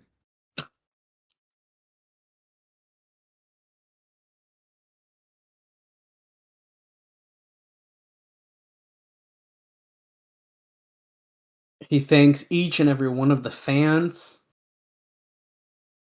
Welcome home, Booker T. How much do you think they're paying this guy? $150 a week if he appears on screen. Oh my God. No, I feel like by this point, when they're bringing in people like Booker and stuff like that, I feel like we got to be going up a little bit more. If we were paying Kip James, how much did we figure out at one point? 1,500 or something? Oh shit! Yeah, it was something like that. You know what I mean? So I feel like we got to be getting up there for some of these bigger names in price. Booker's got to be getting at least like 350 grand No way. a year. No way. More? No, less. 350 grand? No way, dude. No way. Sting's getting 500 grand, and I don't think Booker comes even close to that. Well, Kurt's making more than Sting, right? I don't know. Can someone sue TNA so they can leak some contract details for us? Can do that. Booker TNA, Bob. That's a good title name for this episode, if I remember. Booyah. He has signed the contract. Now, interesting note, we have crossed the hour mark on our version now. I would be surprised they wouldn't want to put this particular moment on the hour of the broadcast. So around the 45-minute mark. Uh-oh. You gotta try to get it. People to stay late into the show. Yeah, you can for Kaz versus Kurt Angle, but look at this. Christian Cage is interrupting this contract signing. Okay, great. So Christian Cage is gonna be like, "Hey, Booker, remember our feud in 2003 for the Intercontinental title? Well, here we are. We're doing it again here in 2007. Remember when I wanted to have hot, steamy sex with your wife? That was Kurt. Well, Christian said it once too. Did he? No. No, it's a Kurt Angle joke. This is a momentous occasion with a tremendous talent acquisition. And Christian, you once again have to stick your nose in here. What is it that you want? If Christian comes out here and says he wants to have sex with Booker's wife, I swear to God. He wanted to congrats to a friend of his, Booker T.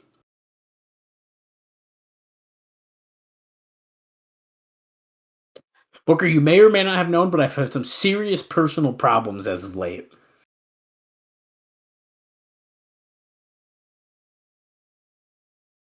Okay, he's coming out here to make sure that this doesn't become a problem. You're here for the same reason that everyone else is here, and that's to become the world heavyweight champion. I don't feel like that's true. I feel like he's more here to like make his own path, make his own title, if you will. And if he gets to do such a thing, he doesn't need the world title.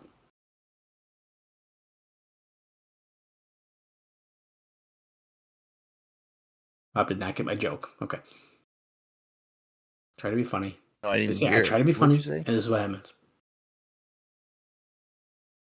What was the joke? I said he's not here to just get... I think he's here to create his own path, or maybe even his own title. And if so, he doesn't need the world title like Christian is saying. I have no idea what the fuck you're talking about. Okay, well, who's the real TNA fan and who's not? That's all I'm going to say then. Okay. He's gonna make... I can't say it. It's a What are spoiler. you It's a spoiler. Are you referencing something that happens like in a year? Yeah. Where a title is created? Hey! Oh, he just punched. No spoiling it.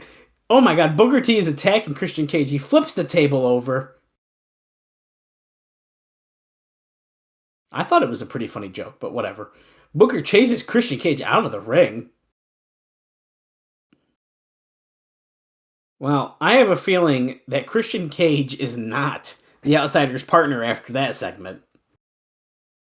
I think we just set something else up.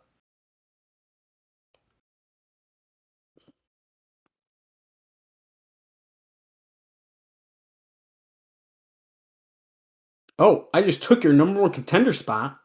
What? Well, he's not a number contender, so it doesn't matter. Yeah, Booker, did you... This is awkward. Now, can you dig Booker that? didn't watch Genesis. Yeah, right. It's AZ. Well, Christian is kind of the number one contender to the number one contender. Okay. I guess. Okay, so we're back from commercial. JB's with Kaz. He says, we saw highlights from the Fight for the Right tournament, but no, we did not, just for the record.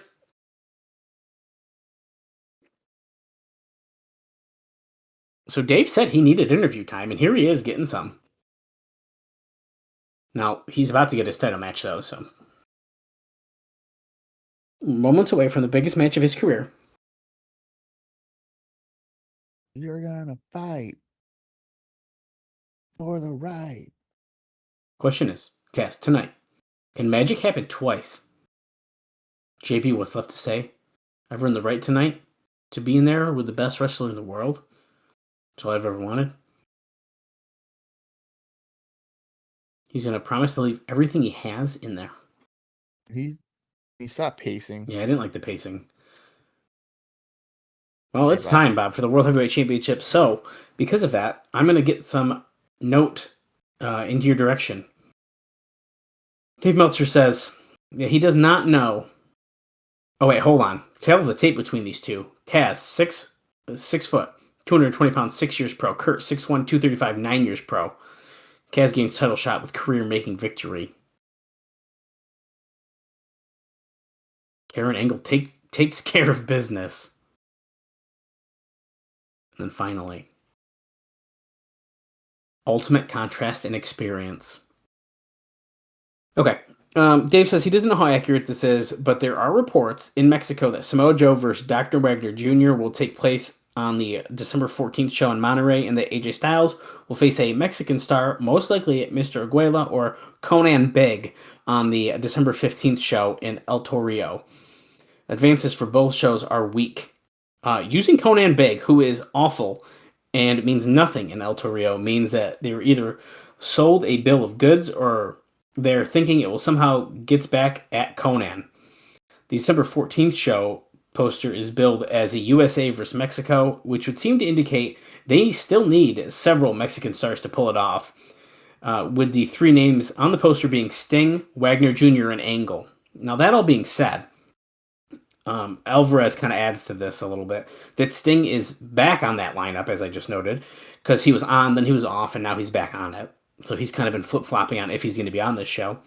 And it's also being reported that Styles could potentially face El Abismo Negro or Mystico, depending on how much TNA is willing to spend. So there's a few names kind of up in the air. It's also being told, as Dave kind of reported, that tickets aren't selling super fast. The December 14th show that went on sale the weekend, after 27 hours on sale, you could still get second row tickets, which, you know, maybe they expected them to sell faster than that. But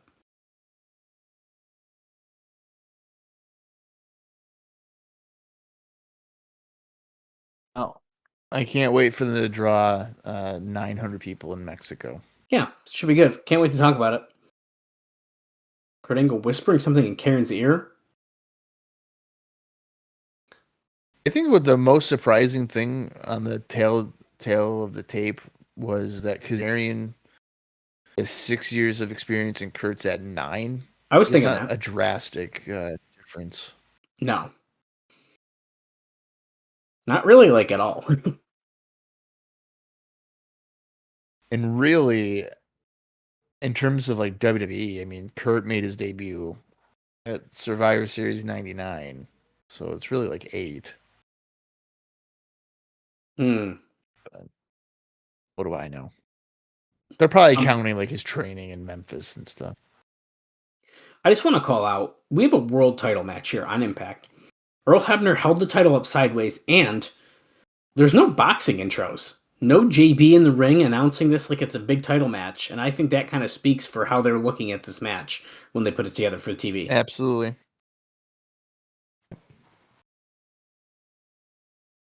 I think that's absolutely correct. I feel like we could have, if you were going to put it on TV, which I kind of felt like they were going to do, they could have built it up at least a week.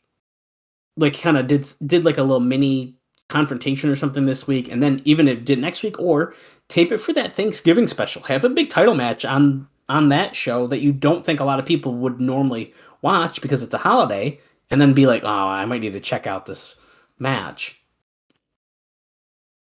Yep. Or if you're having Scott Hall return on pay-per-view, you could just have it be on pay-per-view. Yeah, that too. Not that I would necessarily pay for Scott Hall in 2007. Well, But accurate, I suppose. Alice would. I pay for any TNA show. The outsider. That's not true. If I had money in 2007, I probably would have. You have money now and you don't do it. Well, it's a very different product now. I was going to make a joke that if Scott Hall returned in 2025, but that would be monumental. That would be worth the money. Yeah, that would be like, what the hell's going on? I don't even know what I would do.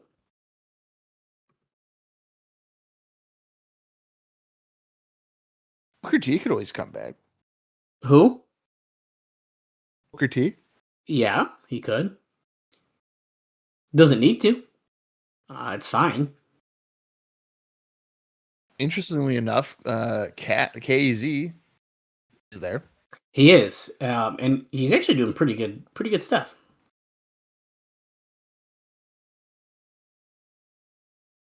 Nice drop kick, taking out Angle, going for a quick cover.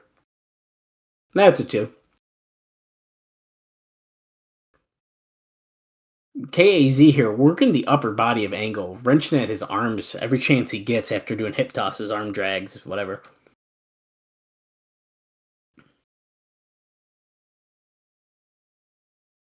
Oh, wait a second. So I was just checking the time that we had left in the show, which is 10 minutes, 48 seconds. I forgot that they just said that Nash and Hall still have to announce their partner tonight, so this match isn't even going to finish the show. Well, you know what? It's not going to be Christian. No way. Could it be the KAZ? Kind of continue with the story? Oh, I know who it is. Glenn Gilberti. Wish.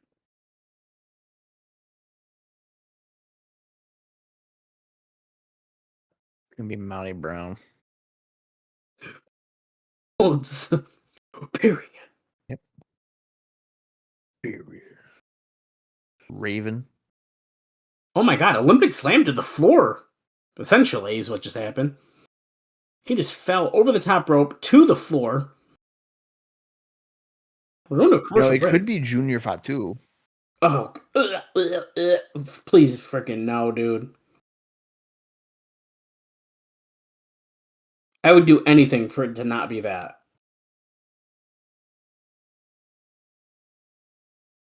Kurt with an overhead released suplex, and he's going off for the crowd.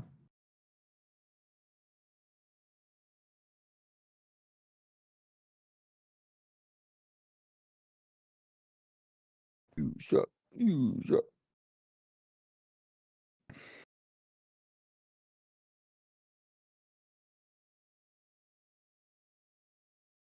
Then all the Olympic gold medalists.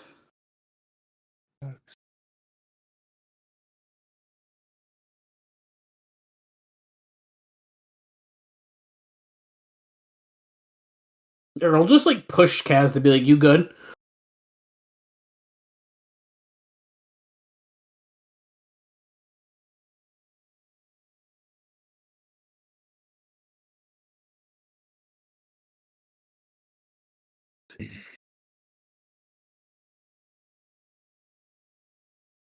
Okay, Angle has a headlock and full body scissors on Kazarian right now, or Kaz. He's trying to squeeze the life out of him to retain his title here on Impact.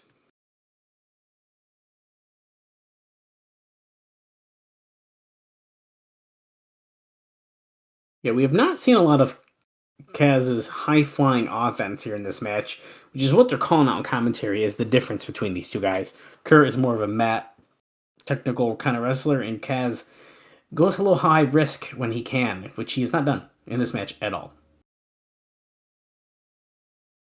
Double down. What's this, a Jeff Jarrett match? Well, the champion, working to his strength. That's right.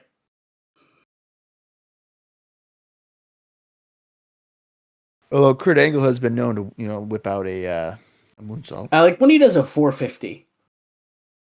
I was going to say a 450 as well. Which he's done to Sting, which is odd.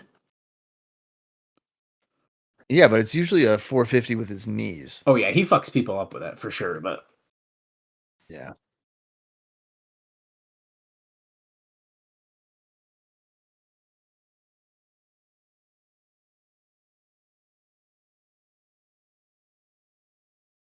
I like how TNA commentates on every single movement. Yeah, he does. He's making sure we know what's going on in this match.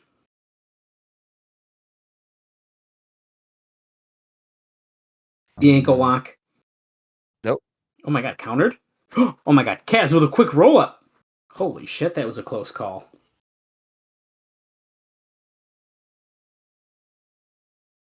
We whipped him with that German.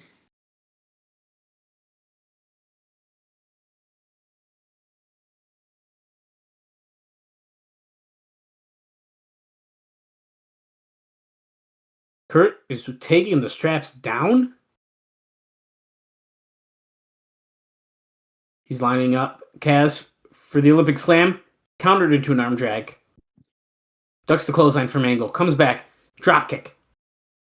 Okay, but then you go for the cover. You know that's not going to be it. Get up. Hit him with the wave of the future. Bring him to the top. Hit the flux capacitor. There's only one way you know it's not over on a dropkick, and that's if you don't go for the cover. No, instead, here you go. Wave of the future. Now it's countered. Shit. Oh shit. Oh shit. Wave of the future.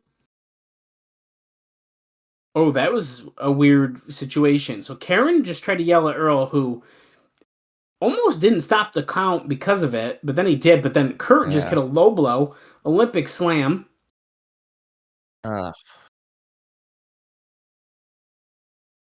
Holy shit. Kaz just kicked out.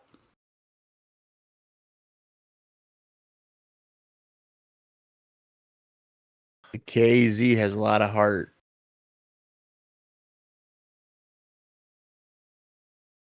He ain't going down without a fight. You're going to have to hit your finisher a couple of times. Oh, no. Kurt with a front slam. Front slam. Near the corner. He's a little close for a moonsault. Oh, you think he's going to do a 450? Oh, Angle's getting up, but so is Kaz, who just single leg drop kicked him in the face. Wait. Dude, the flux capacitor? No way. You think Kurt would take the flux capacitor? There's no way. Kurt would. Kurt's a psycho. He would do it.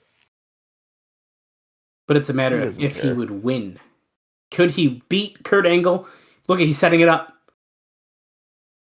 Oh! Oh! Oh, Kaz almost just died. And he kicks out of it. Oh, my God. Because Kaz just hit the flux capacitor and then Kurt kicked out. That's insane. Oh, dude, Kaz, didn't rotate. Did not rotate. It looked nasty. Yeah. Ooh. Kicked him midsection. I'm surprised he didn't fuck up his shoulder doing that. Oh, my God. What is it? Did they fuck up the finish there? What was that? I think Kurt kind of put him in like a headlock of some kind and held him down and essentially just stole the win by forcing Kaz to stay down.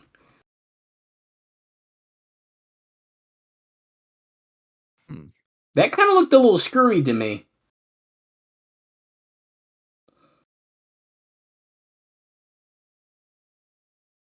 Yeah, it was a good match. It was, especially for an Impact match on TV. Like I said, I was this close. If he was that close, I think he should have rematched. I can't believe that the KAZ hit the flux capacitor. Hit it. And Kurt still kicked out. Kurt's a different kind of guy, dude. He's superhuman. Look at this. Kurt getting back in the ring. Is he going to shake his hand? No way. Look at this. The Outsiders. Scott Hall, Kevin Nash. KZ's their partner. That's what I was just wondering. Oh, nope. Kaz is leaving. Tap on the shoulder. Kurt knows. Don't do it. Look how little Kurt is compared to them. I was just thinking that. Scott Hall just told him to suck it.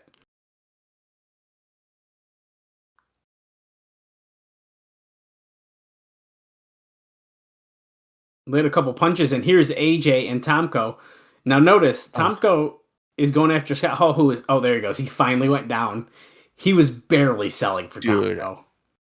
Yeah, he was. Oh, my God. That's who I thought. It's Samoa Joe, the Samoan submission machine. Is this the mystery partner for the Outsiders? Kind of looks like it. He's going after Kurt, Tomko, Styles. This also kind of means like he's going after Kurt again.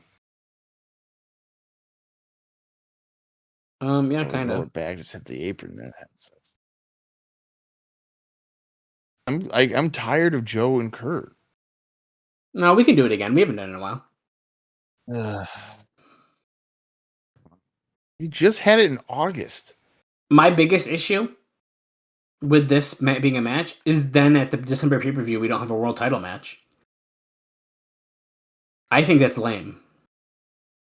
Crash Anthem's favorite things is our closing song this week. Okay. Bob. How did you feel about the first episode of Impact post-Genesis? I thought that was pretty good.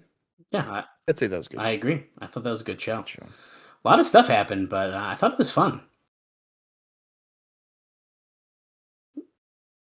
Yeah, quite a bit did happen. And we already are starting to line up our turning point matches. We're definitely looking like it's going to be Booker T, Christian Cage. Not confirmed, but it kind of looked like that. Gal, Awesome Kong, potentially. Mm.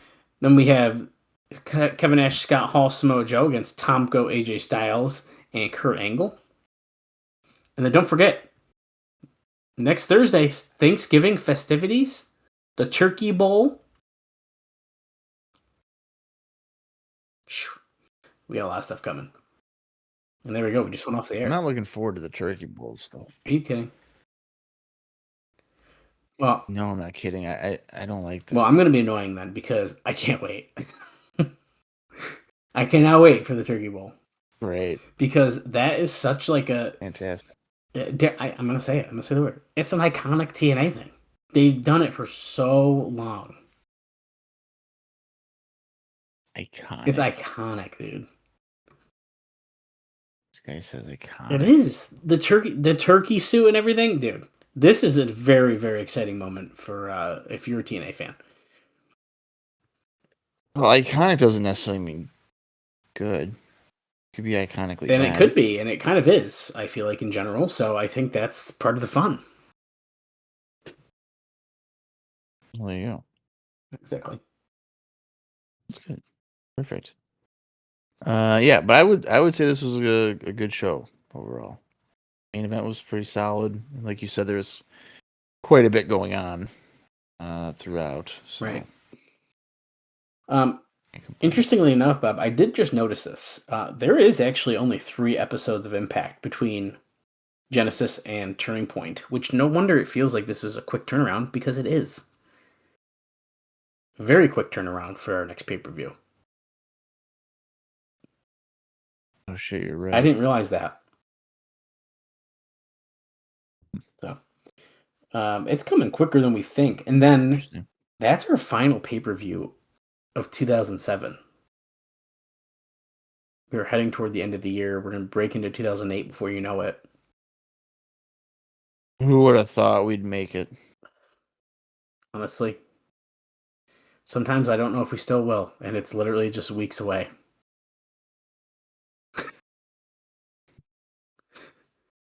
Or words that have never been spoken. All right. Well, that is going to wrap it up, I guess, for this week, as Dallas has mentioned excitedly several times now. Next week is a Thanksgiving special that's going to feature the Turkey Bowl, the first ever Turkey Bowl, where there's going to be threat matches featuring a tag team wrestler, a heavyweight wrestler, and an X Division wrestler. Now, you're probably thinking, what if tag team wrestler is also a heavyweight? Does that matter? No, doesn't count. Doesn't matter.